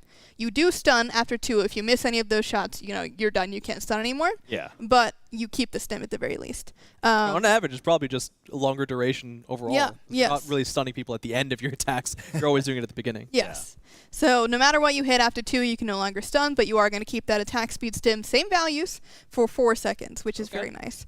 Web, as well, is going to be another interesting change where, this is maybe the ability that you max last, depending on the mode that you're in. So generally you want to make sure that she has a little bit more potential to, set them up and really use them as traps versus, just escaping or running away. Yeah. So what's going to happen here is that the number of broodlings that you spawn will go up at rank 5 of this ability. So very, very late game when people are going to be able to kill the broodlings. If you are up against an Arachne, just be prepared for the 3 versus the 2. Yeah. But again, rank 5 will be 3 broodlings instead of 2.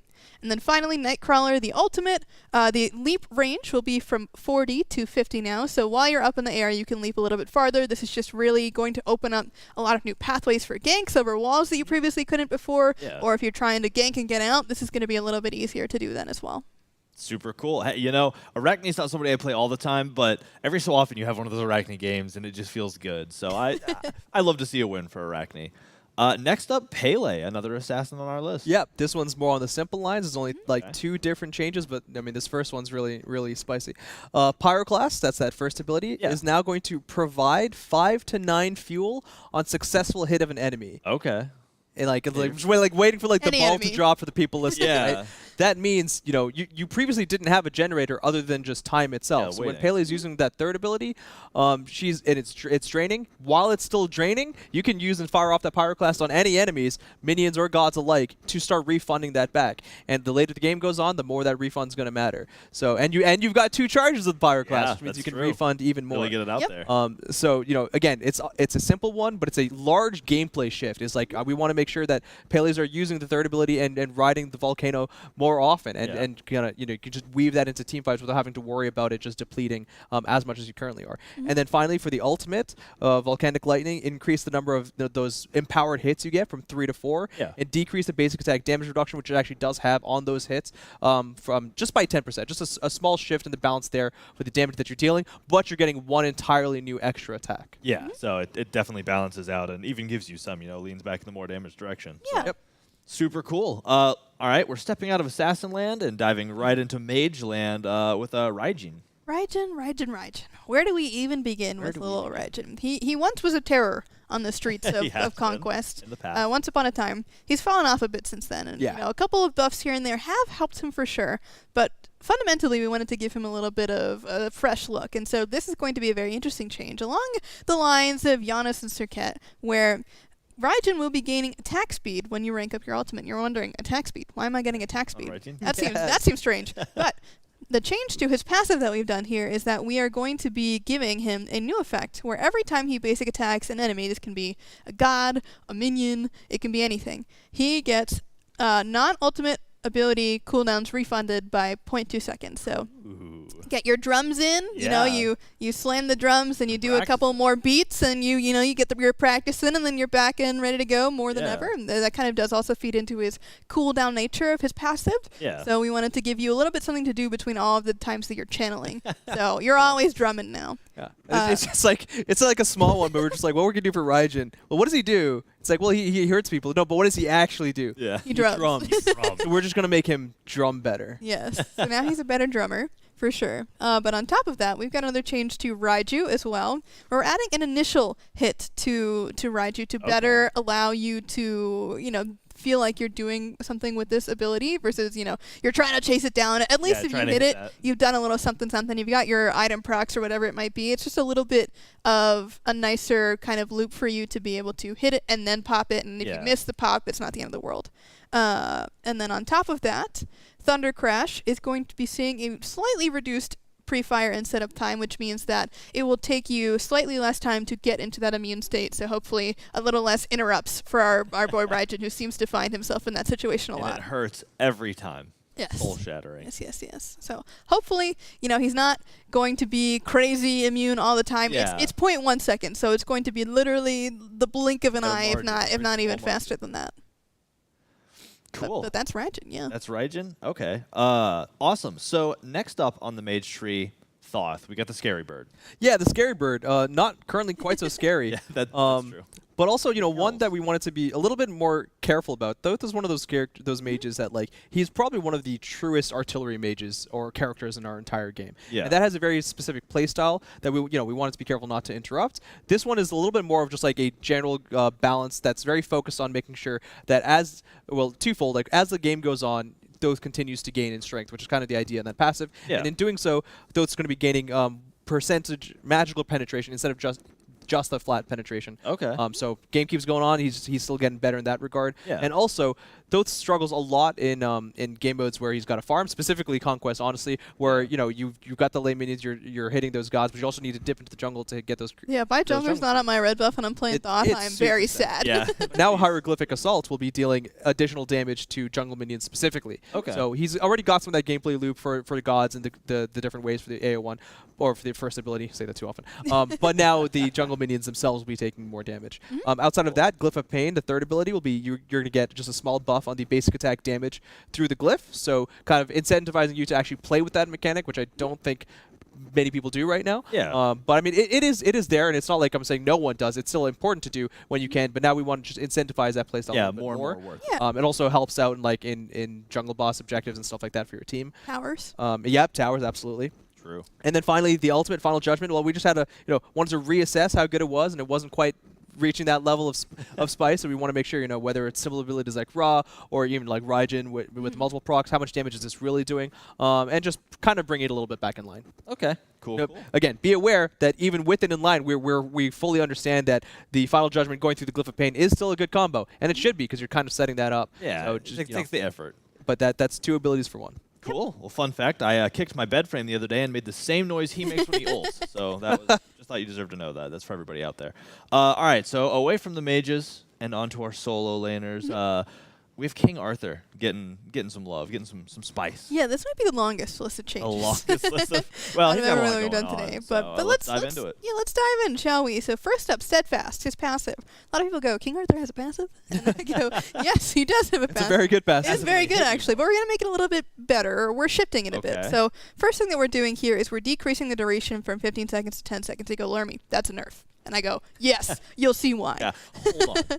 So the max stacks are also being decreased from 4 to 3, so you just have to hit less abilities now to get it fully stacked, which is nice. So your damage mitigation that you get from this ability is also going up to kind of counteract them. So from 1% to 2.5%, so you would be losing, overall a little bit from having the stack go down and the duration go down. Now you just have a lot more mitigation overall. Yeah. On top of that, though, when players struggle with King Arthur, it usually has to do with the fact that he does not have any inherent sustain. He grabs lane aggro really easily, so you're getting beat up by minions. Yeah. So now, even if you're grabbing the lane aggro, every time that you're hitting an enemy with an ability, you're getting 5 HP 5 a stack. So again, you can have an extra 15 flat HP 5. I was going to say 15% would be a lot, but 15 flat HP 5 if you're fully stacked in lane, which, is not crazy, but it does help. Over time, it's definitely going to matter. Yes. Oh, yeah, for sure. And that's just the first ability that we've worked on here. So a lot of changes there, but we've got some more coming up. We've got Battle Stop, which is going to be having a kind of squish on the slow. So it was going 20 to 40. Now it's going 30 to 40. That's the blue stance 2. Yeah. A little bop, and then it is a little slow in a circle. Twin Cleave, which is the blue 3. Is having an issue fixed where it wasn't properly applying the protection reduction of the proper amount, so that's now fixed. Is now Which is going a to buff. be yes, Yeah, that which is is a a buff. Inherently. Inherently, That's a why buff. we didn't want to just put in like the bug fix section. Like this is a fixed buff. Yeah. And then on top of that, Blade Storm, which is the yellow version of the 3, has its increased base damage per swing going up by 5 at all ranks on the actual spin part. Yeah. And then on the final, spin is going up mostly in the late game. It's going up 5 in the early game and a total of 25 in the late game. So you're kind of getting a little bit of a shift where the first part's going to help you out a little bit more in lane. The second part's going to be a lot more useful towards the late game where you actually need that base damage a little bit more. Yeah. Whew. Yeah, All right. That's King Arthur. That's Let's King take a break Arthur. there. King Arthur, I mean. How many abilities does he have? Did we hit all of them? No, we definitely didn't hit all of them. But I guess the post amble on this one also is just like, King Arthur, a character. I mean, I love playing in King Arthur. I just like pressing the W button and face smashing all the abilities in the incorrect or correct orders. But and as much as we have seen him in the past, even with his, whether it's the item metas that have benefited him or not, he's never really been strong. That's okay. Characters don't need to always be strong. Yeah. But with the hybrid item shifts, with like the changes in the on-hit proc item stuff, he's fallen off a lot. So like this amount of love, it's something we want to just make sure we spread it throughout his kit. It's not really pigeonholing it on one component of it. Yeah. And to be completely honest, I would doubt all of these changes are going to push him to the point where he's going to be like 50% or above. And that's okay. Not a giver god needs to be. He is like a 37%. Yeah, he's in a rough spot. But we just want to make sure that it's not the wrong choice to play a character, right? Yeah. That's bordering where King Arthur is currently. So yes, he just has a lot of variance between new players and experienced players. Exactly. He's just a difficult character to learn, but once you master him, you feel really good. He's a threat every time. Well, cool. Let's continue on then. Similar tree with Osiris. Ooh, I'm excited about this one. All right, yeah, this is pretty spicy too. We've talked about warriors in the past, and there's a lot to them, and we talked I think in the last patch about basic attack warriors and how they've kind of struggled a little bit. Osiris has definitely been one of them through and through this year. He's struggled a lot, maybe even more so than King Arthur actually. And that's or alongside. They're neck and neck. Yeah, they're pretty close. They at least share this. They definitely share in that struggle for different reasons, but albeit Osiris has had a little bit of a struggle there. So we want to help him out, and the first one, it'll definitely help, but Fragmented is passive, is going to increase the magical damage mitigation alongside the physical damage mitigation, so from the 1% to 2%, they're kind of going to be matching there. And also, when you have your full passive procced, you're going to have actually your attack speed increased by 20%, so playing on that in-hand, that basic attack motif. Now, the more spicy one, I would say, is like, Sickle Strike, that's his first ability that generally hits the first god, or first enemy that it hits, and that's all it does. It's tough to hit. It's tough to hit. Tough. And I know it's like the pre or mid ammo of this one. I remember being told a while ago, like a successful Osiris, you actually want to max your first one and just like forget the minions, just box the hell out of the enemy. And to me, it's like that. It's challenging to do that. That's it's hard. really hard. Not easy. Easy to say, not easy to do. But now that projectile passes through minions and stops on the first god. It's a lot easier, but in an attempt to make sure that this still feels fair, because like we said, we're not just about turning weaknesses into strengths. This will still only do 50% of the total damage. So you still want to make sure that you're hitting the enemy god. You still want to get kind of the best bang for your buck there. But his clear was never really the most obvious thing to do, and it was a little bit tough and kind of something that you just got better and better as the game goes on, of course, like most warriors. And he is known as a lane bully, right? But like it comes with being very strong and knowing how to manage the minion aggro, and this will just be a little bit better at keeping the aggro a little bit more balanced. Yep. And finally, to help with that like balance with the enemies as well, Judgment Tether, the third ability, will decrease the enemy's attack speed by 20%. So you're actually going to see a little bit of a swing there when you have your enemy tethered by your Judgment Tether and your passive is now fully procced. You get that 20% attack speed yourself. You're going to see kind of a fun little swing there. So, you know, also on that passive note too, every time you use your ultimate, you get fully fragmented. So you can actually get that attack speed stim just by popping your ultimate. Exactly. Yeah, I mean, a super great way to win engages. You know, if you have your passive ready, you have tether ready, get in there and fight and box with them, fight it out.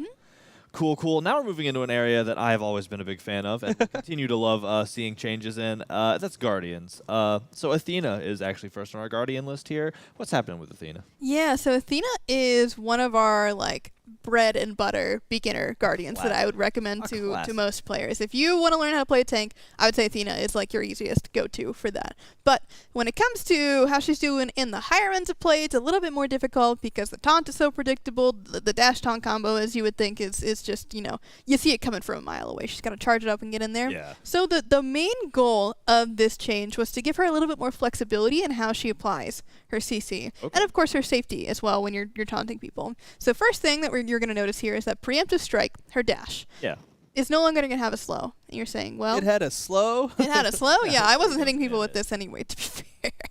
It's you dash in to the range where you could taunt and then you do it for the most part. In laning phase it was a little bit useful, but you'll see. Hold on. Just hold on for a second here. Let me cook. Confound. This is the taunt. So again, in the late game, you're taunting a hunter. This hunter's just going to kill you. Yeah, you're taking 3-4 autos to the face. That's going to hurt. You're like taunting and like trying to strafe to like avoid that. You know? And then you're wiggling them and your team's like, hey, I need to try to hit them. And it's like, it's not a very like, what's the word I'm looking? Intuitive loop. Got it. So now when enemies are taunted, their attack speed is decreased by 30%. So you're getting hit a little bit less often as the Athena is taunting someone. And now, the piece de resistance. Shield Wall will now have a 20% slow debuff effect for 2 seconds when you hit both parts of this ability. Either part of that ability. Yes. So you hit the initial, it slows, and then again it explodes after 2 seconds. So there's no way that you will have this slow on you. The first part of the slow for the second part. So it will only ever be 20%. Yeah. And then it will last for 2 seconds. So ideally, you could do the 3 taunt 3 combo, but you can also just taunt them into your 3, and that will still give you that slow. So either way that you do it, it'll work out. Or don't just taunt them and just throw your 3 in a team fight, and it's still going to help in that regard. It will still help. Yeah. And then on top of that, one more thing that we have here for Athena is Defender of Olympus. Now it has a new effect that the allied god that is targeted by this ability gains 20% movement speed. So you are effectively saying, I'm on the way. Get the heck in there. Yeah, go. I was actually really curious if you were going to say get the heck out or get the heck in. And that's the Lerby W play, right? Get in there. I don't care if you're at 5% health. I want to be there and kill the enemy when you die. Get me in there. It's for me. Get me in there. Exactly. Yeah. Well, that's super cool. I love it. And yeah, I agree at the end there. It's one of those where it's like, oh, that'll help them escape. Oh, that'll help them run in. Like, it's really... Well, that's the point. You get exactly. You get to choose either one. So super cool. Next up, another one of the we're talking old people in Smite. Another one of the OGs. We have Ares up in here. Yeah, Ares, God of War. We wanted to make sure that he felt appropriate, especially there was a lot of push that we could have done here, but we wanted to make sure we felt fair. And I'm going to put this out there. If you guys want to see more of a buff on this angle, I want to push this even further. But Ares, he's going to get his general. His basic attack damage is increased from 38 to 40. Not very much, but on that same angle, Ares also gains base attack damage per level from 1.55. Sorry, that's actually in the wrong place, but that's part of his general stats as well.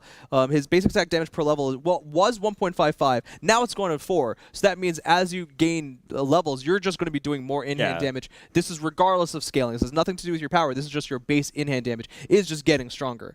On that same note, Bolster Defenses has a little bit of a shift here. Its duration is changing from 8 seconds to 6 seconds, but that's because now Ares and allies that are hit by the Bolster Defenses actually gain basic attack damage while that effect is active. 0 at rank 1 to just make sure it feels a little bit fair from the get-go. It's not just a one-hit wonder, but going all the way to 20. So you can see with this theme, while there are other changes, we want Ares to just be helping his teammates and himself smack enemies with that sword a little bit more often, and that like shield bash as well.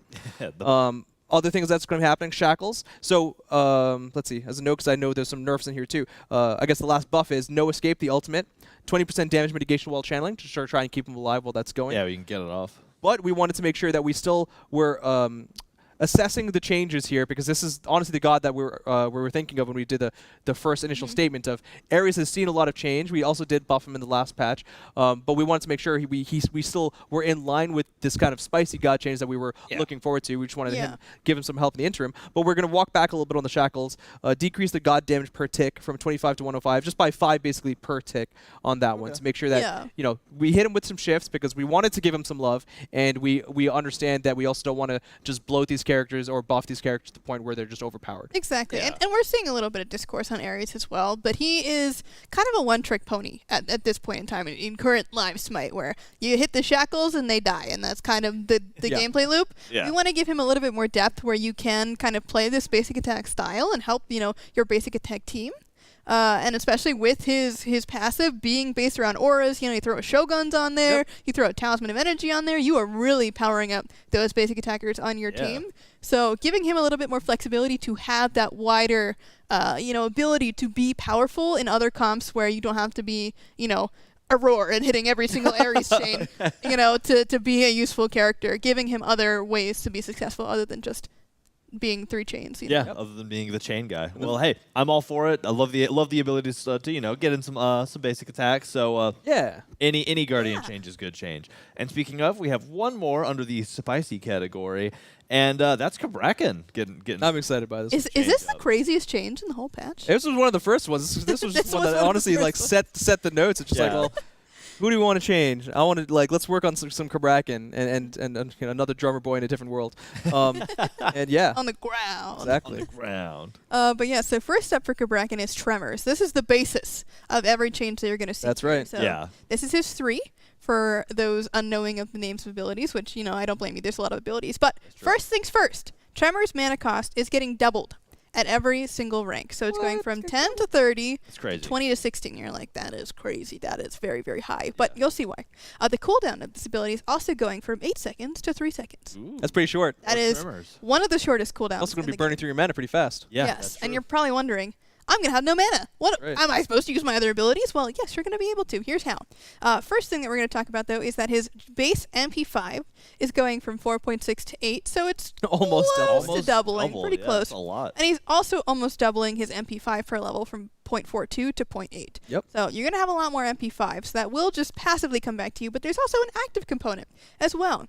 So Refraction Shield is getting a decreased mana cost from high numbers to 10. To 10. Whatever number it was before at any level. Yes, you do have to spend mana to use this ability, but it's going to be in just enough so that you can get additional mana back. And so you'll be able to refund Cabrakan 10 to 30 mana per hit of any enemies. That's Minions, gods, whatever you're hitting, you'll be getting mana back. So you can burn through a lot of your mana with Tremors, but you can also get it back really easily with Refraction Shield. And if you don't have anything hit, it'll come back with your MP5 as well. Yep. Love doing that in lane because you just get like the 6 minions and they kind of tremor and they kind of like group up even a little bit and you smack them all with 2. Smack them and your mana's back. Yeah, all of your mana back, if not exactly. more. Cool cycle. Hey, as a Nerd Rage Cabrakan player, it's going to be a lot of rage, you know? It's going to be fun. So, all right, well, that does it for the spicier of the changes. We're going to go through some a little less spicy, still important, still good, but just a little less spicy changes on the buffs and nerf side. I'm going to hit you with the post-amble. One more thing. Please. These changes, obviously, you know, we were very cognizant about and you know, cautious about doing changes like this. This is not something that we want to do all the time. This is something that, you know, we saved for the special occasion for characters that we think definitely need it the most.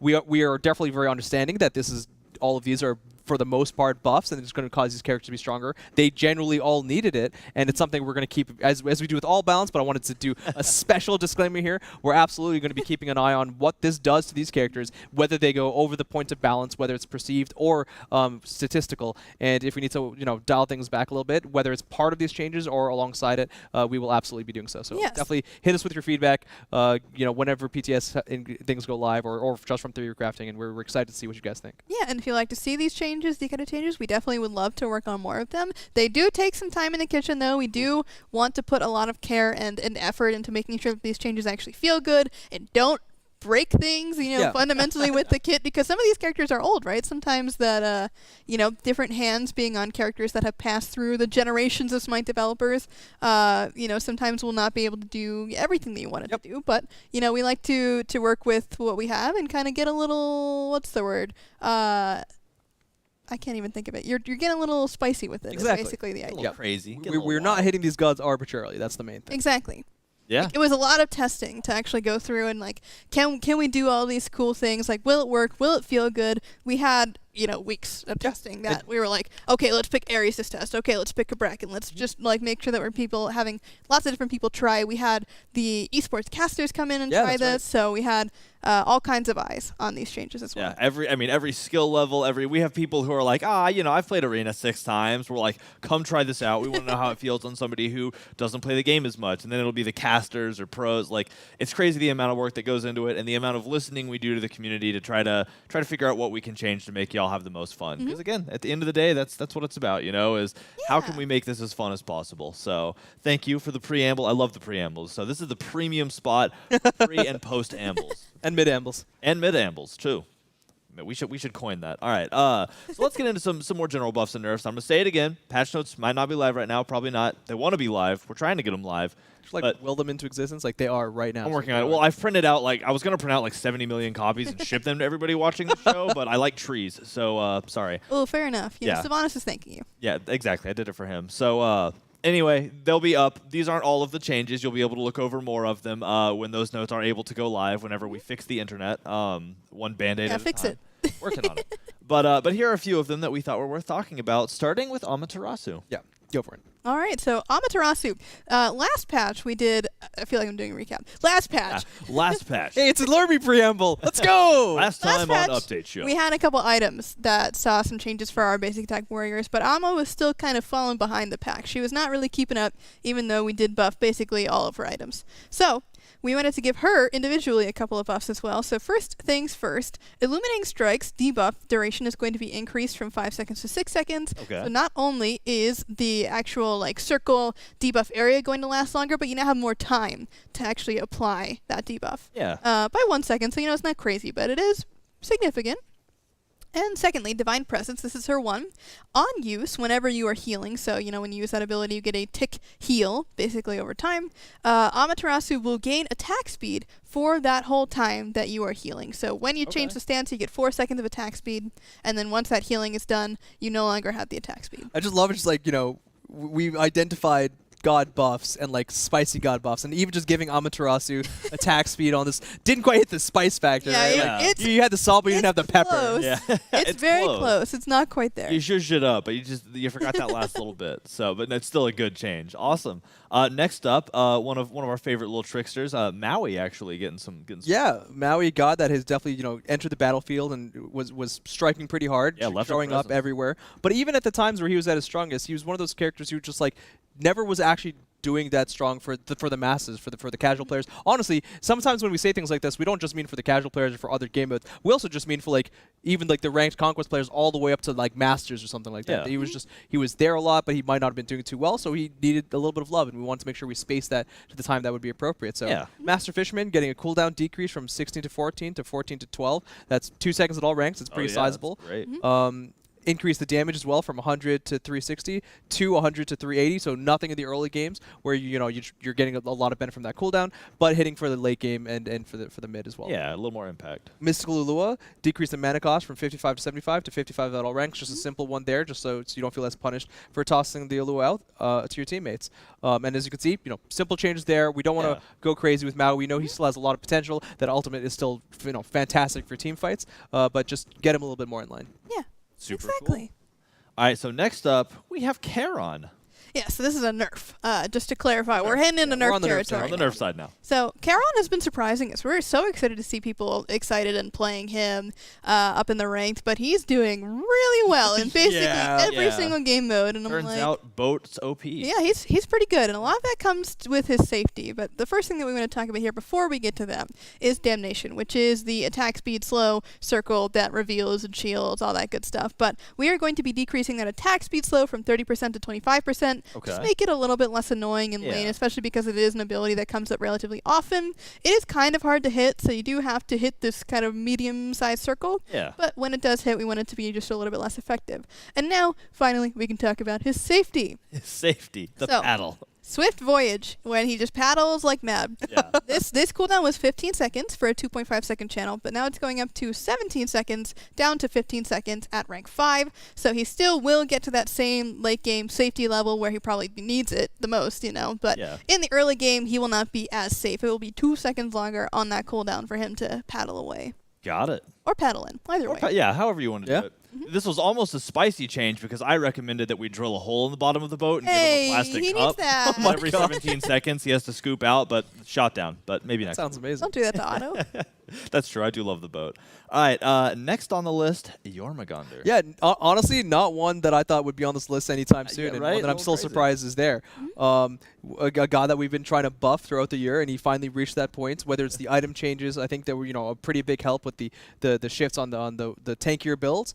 But once people started playing him, the stats shot up. He has been doing very well. It's quite the opposite. So that would make me think as well that like a little bit is just the hesitance to I put this very lightly, but the hesitance to try him, hesitance to do something a little bit out of the mold, because as soon as people started doing well, even though the items themselves got nerfed, he remained doing still quite well, doing good. past any of the god buffs that we ever gave him. So just a very slight slap on the wrist here. Venomous Haze, that first ability, the spitting poison. Wait, wrist? He doesn't have wrists. Okay. Oh, slap on the. I was like, did I say something that I should have said? No. Slap on the tail that he also doesn't have. Slap on the noggin. He does. It's just really far away. Yeah, exactly. Decrease the base damage per tick from 50 to 55 to 10 to 50. So just 5 per rank per tick. Just a small hit there, just to make sure that he doesn't feel as oppressive, especially in the solo lane where you can just like drop this on the totem, totem, bastion, cooldown buff, any of those. Insert objective in a or throwing it all over the Stygian beacon area. Like those are some of the reasons why it's good. Is just like the map and the macro has changed too. Yeah, he's been pretty favorable for those. Yeah, little bonk to the danger noodle. All right, so that's it. No other changes. And as a preamble to this one, do we need to preamble? No. I'm gonna let you take this. Why do you think I chose this order, by the way? As Harrison said, these aren't all the buffs and god nerfs that are there. These are just ones that we wanted to talk about during the season. They'll be on their patch notes show. There's more. Just because this section seemed small, it's not. But we still have one more nerf. We do have one more nerf. Marty's getting nerfed. Yeah, I mean, we're not surprised at that point. I don't really think we need to explain why he's here. Yeah. Let's just talk about what is happening to poor little Marty. So for his passive Monstrosity, we are decreasing the the lifesteal, both the ability and the regular physical lifesteal, from 0.7% per stack to 0.5, so going down quite a bit there. Yeah. Poison Barb, this is the 2, the root, will be on a 13-second cooldown at all ranks versus 13 down to 11. This is to give him a little bit less of that consistent CC, so he's got to really be careful about that combo. Yeah. And then the thing that everyone's been talking about, Death from Above. It was. So Death from Above does do a lot of damage, that is for sure. So what's happening here is the scaling per burst is going down by 4% per burst. Yeah. There's 12 bursts. That is a 48% scaling nerf. Big number. That is a lot of scaling that he's losing on that. And additionally, the cooldown is going from 90 seconds to 100 seconds. And 48% scaling is definitely going to hurt. That is a lot. That is maybe the biggest damage nerf that we may have ever done, other than like removing a damage from something. But it is a lot of damage that is going away from that ability. Super crazy because nobody asked for it. Like nobody's even talking. I'm very excited to see how this shifts his stats. Yeah. Yes. If at all.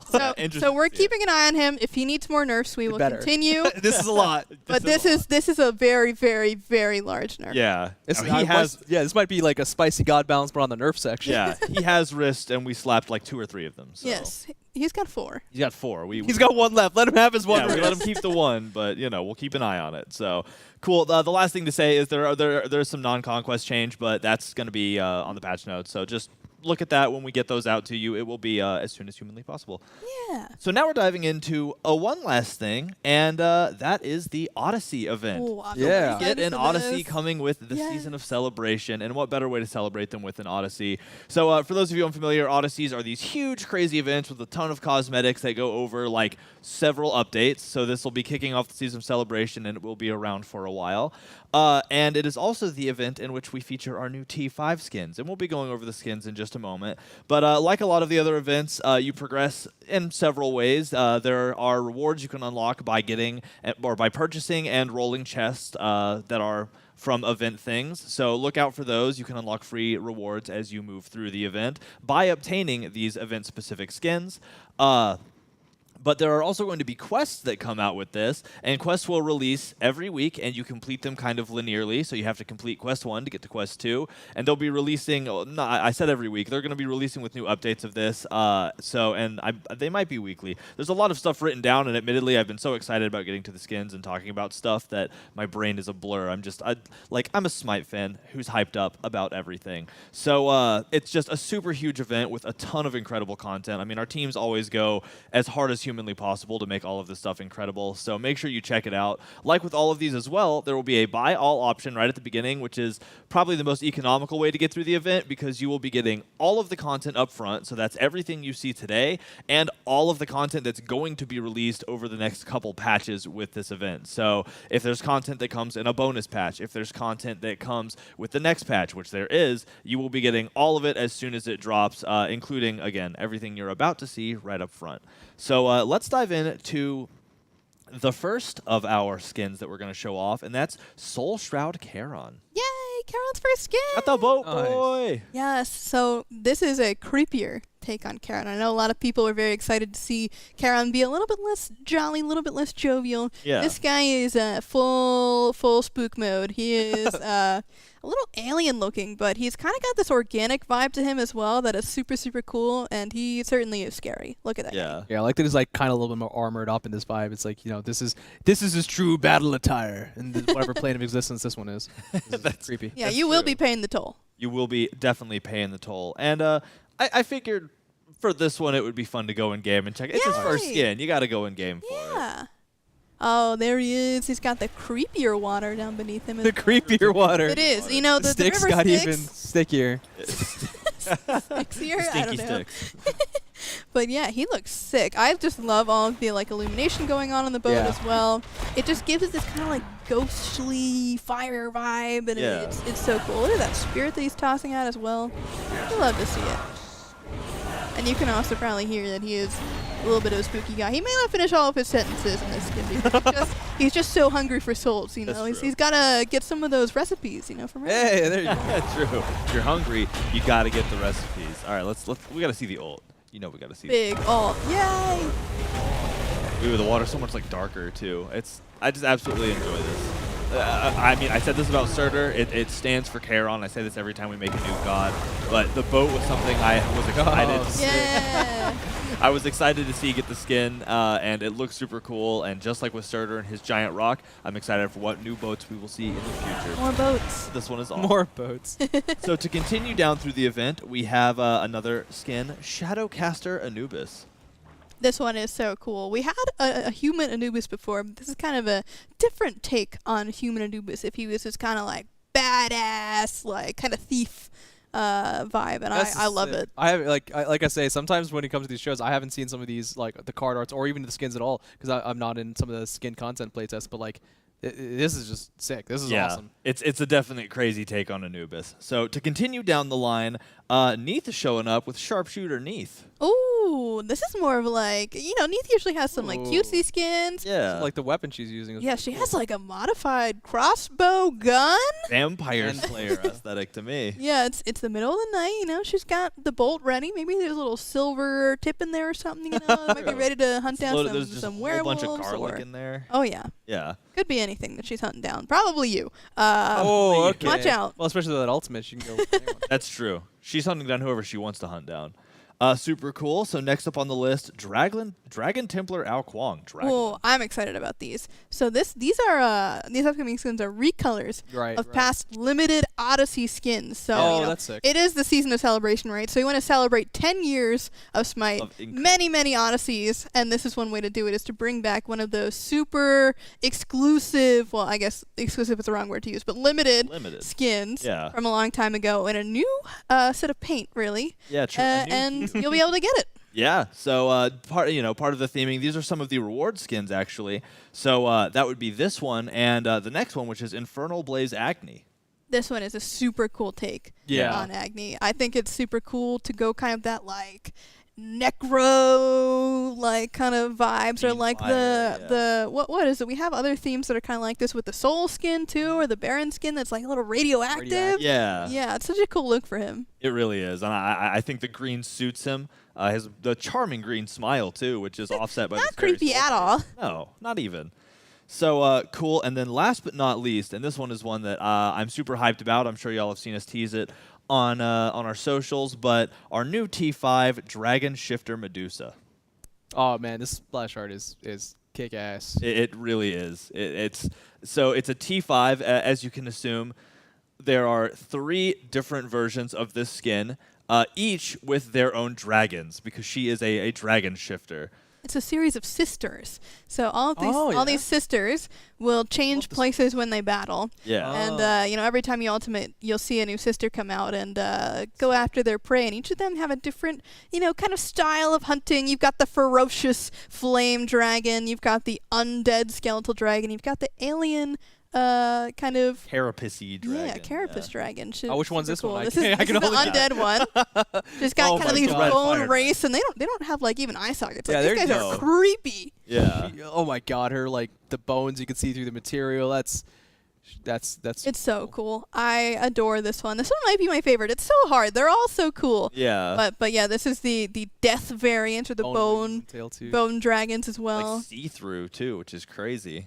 And then here's our final variant, where she's kind of got that alien kind of toxins. Oh yeah, she's got a little poison going on and just kind of flown about, and that kind of ties back to original Medusa too. That has a little bit of that poisonous. Even like the Gorgon sister vibes is such a cool like thematic tie-in. I like that. It really is super well done. And as with any incredibly well done piece of work, which I guess they all are, but the T5 has got to get that in-game view. So absolutely. Let's check it out.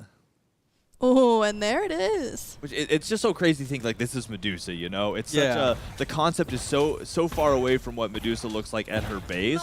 It's crazy how thoughtful and how many ideas we run through when we're making these skins. Yeah, this turned out so cool. Just like the most badass like trio. Oh, they look That's awesome. Really out there. Not to mention like the whole pet concept and like all the extra animation effort that had to go into sick. Medusa having legs. Can we talk about that for a second? True.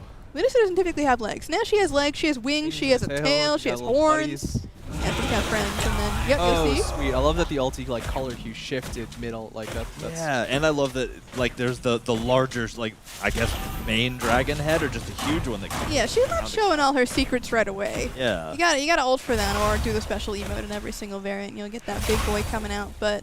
Yes, they summon all these various snake-like dragons, and they certainly are using them between every battle here. He's just a little guy. Look at the little guy. He's creepy, but he's a little guy. It's even creepier when it's the tiny ones, because they're all like tied into a knot. And yeah, that's super creepy. I love that effect on it. Yeah. So obviously, as y'all can see, you change between the sisters as you ult. So it's also like this is super tiny, but it's the new sister coming in that's ultimate. Yeah. Yeah. I guess I did notice that. That's crazy. And yeah, as always, our effects teams and our sound teams, like the animation. The animation, the tech art that this must have required.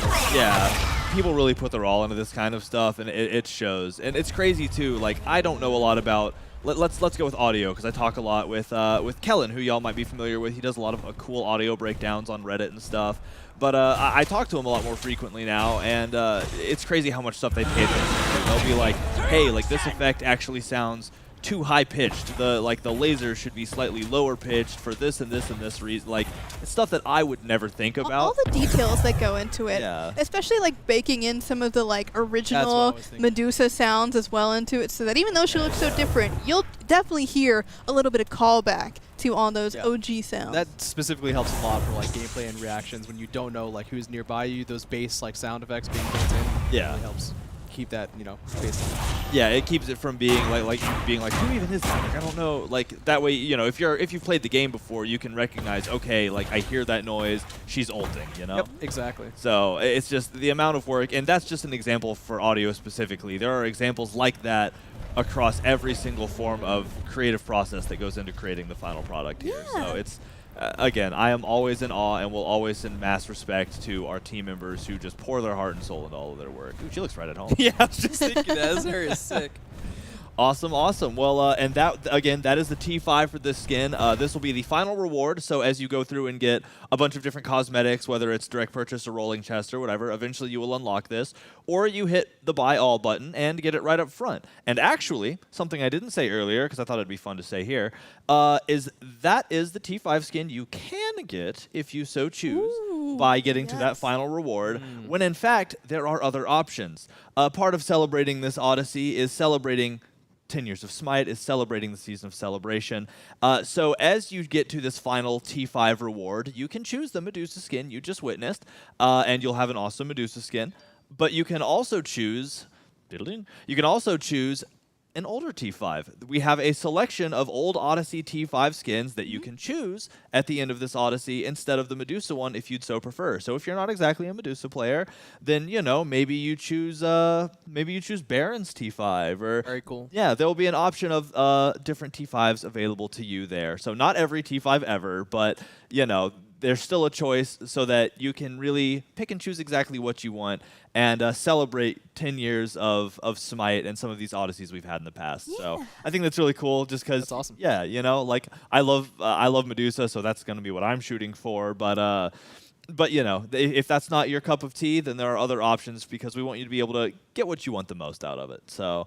And again, this will be releasing next Tuesday along with everything you've just seen. But I think that's it. I think we did it. Yeah, we did it. We talked about it's always, especially for these big updates, there's always so much that we get to get into that, you get to the end, you're like, oh man, we finally got to share all this stuff. Yeah, the amount of work and apprehension from all teams is just get to today. And today's release, all right, we did it. We did it. Yeah, I'm going to go after this. We also can celebrate.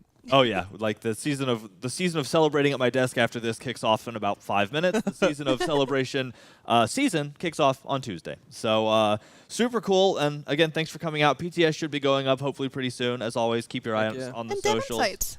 What's that? Oh yeah, Dev Insights. That's going to be tomorrow. So keep your eyes out because I'm sure y'all have questions. I mean, we went over a bunch. No of questions. Yeah, you get no answers. Imagine a world where you sit down and on Twitter or on Twitch, everybody's like, "No, y'all did good. See you next week." If only. If only. Sounds like a great world. Yeah.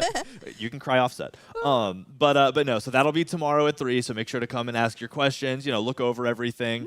And again, we'll have notes up as soon as we can. Sorry that they are delayed. It's just completely out of our control. We were looking at the site. It said, hey, this site doesn't exist right now. And we were, it's one of those. Pretty sure it should. Yeah, just but we'll have that up as soon as we can. But otherwise, I mean, it's a little fun, right? You learn some stuff here, get in the game in PTS and figure it out. Yeah, try it out. Let us know what you think. We're very excited to see some PTS gameplay as well. And yep. Excited to hear what y'all think. Get cooking. Get cooking. All right. Well, thank y'all for joining me. It's been a wonderful show, and I look forward to seeing y'all again next time. Later, everyone. Bye.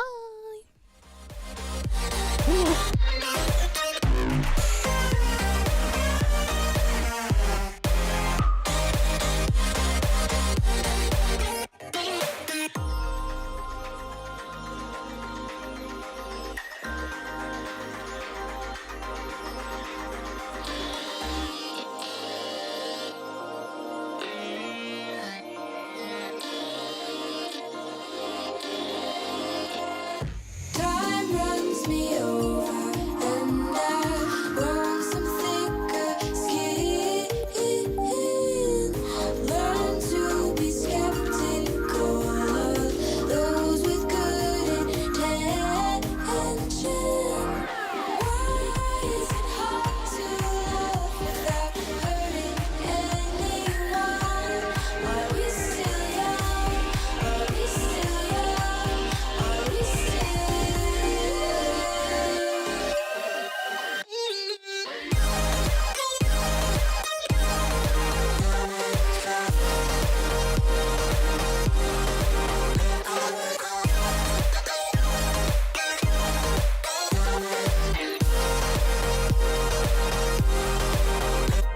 We'll be right back.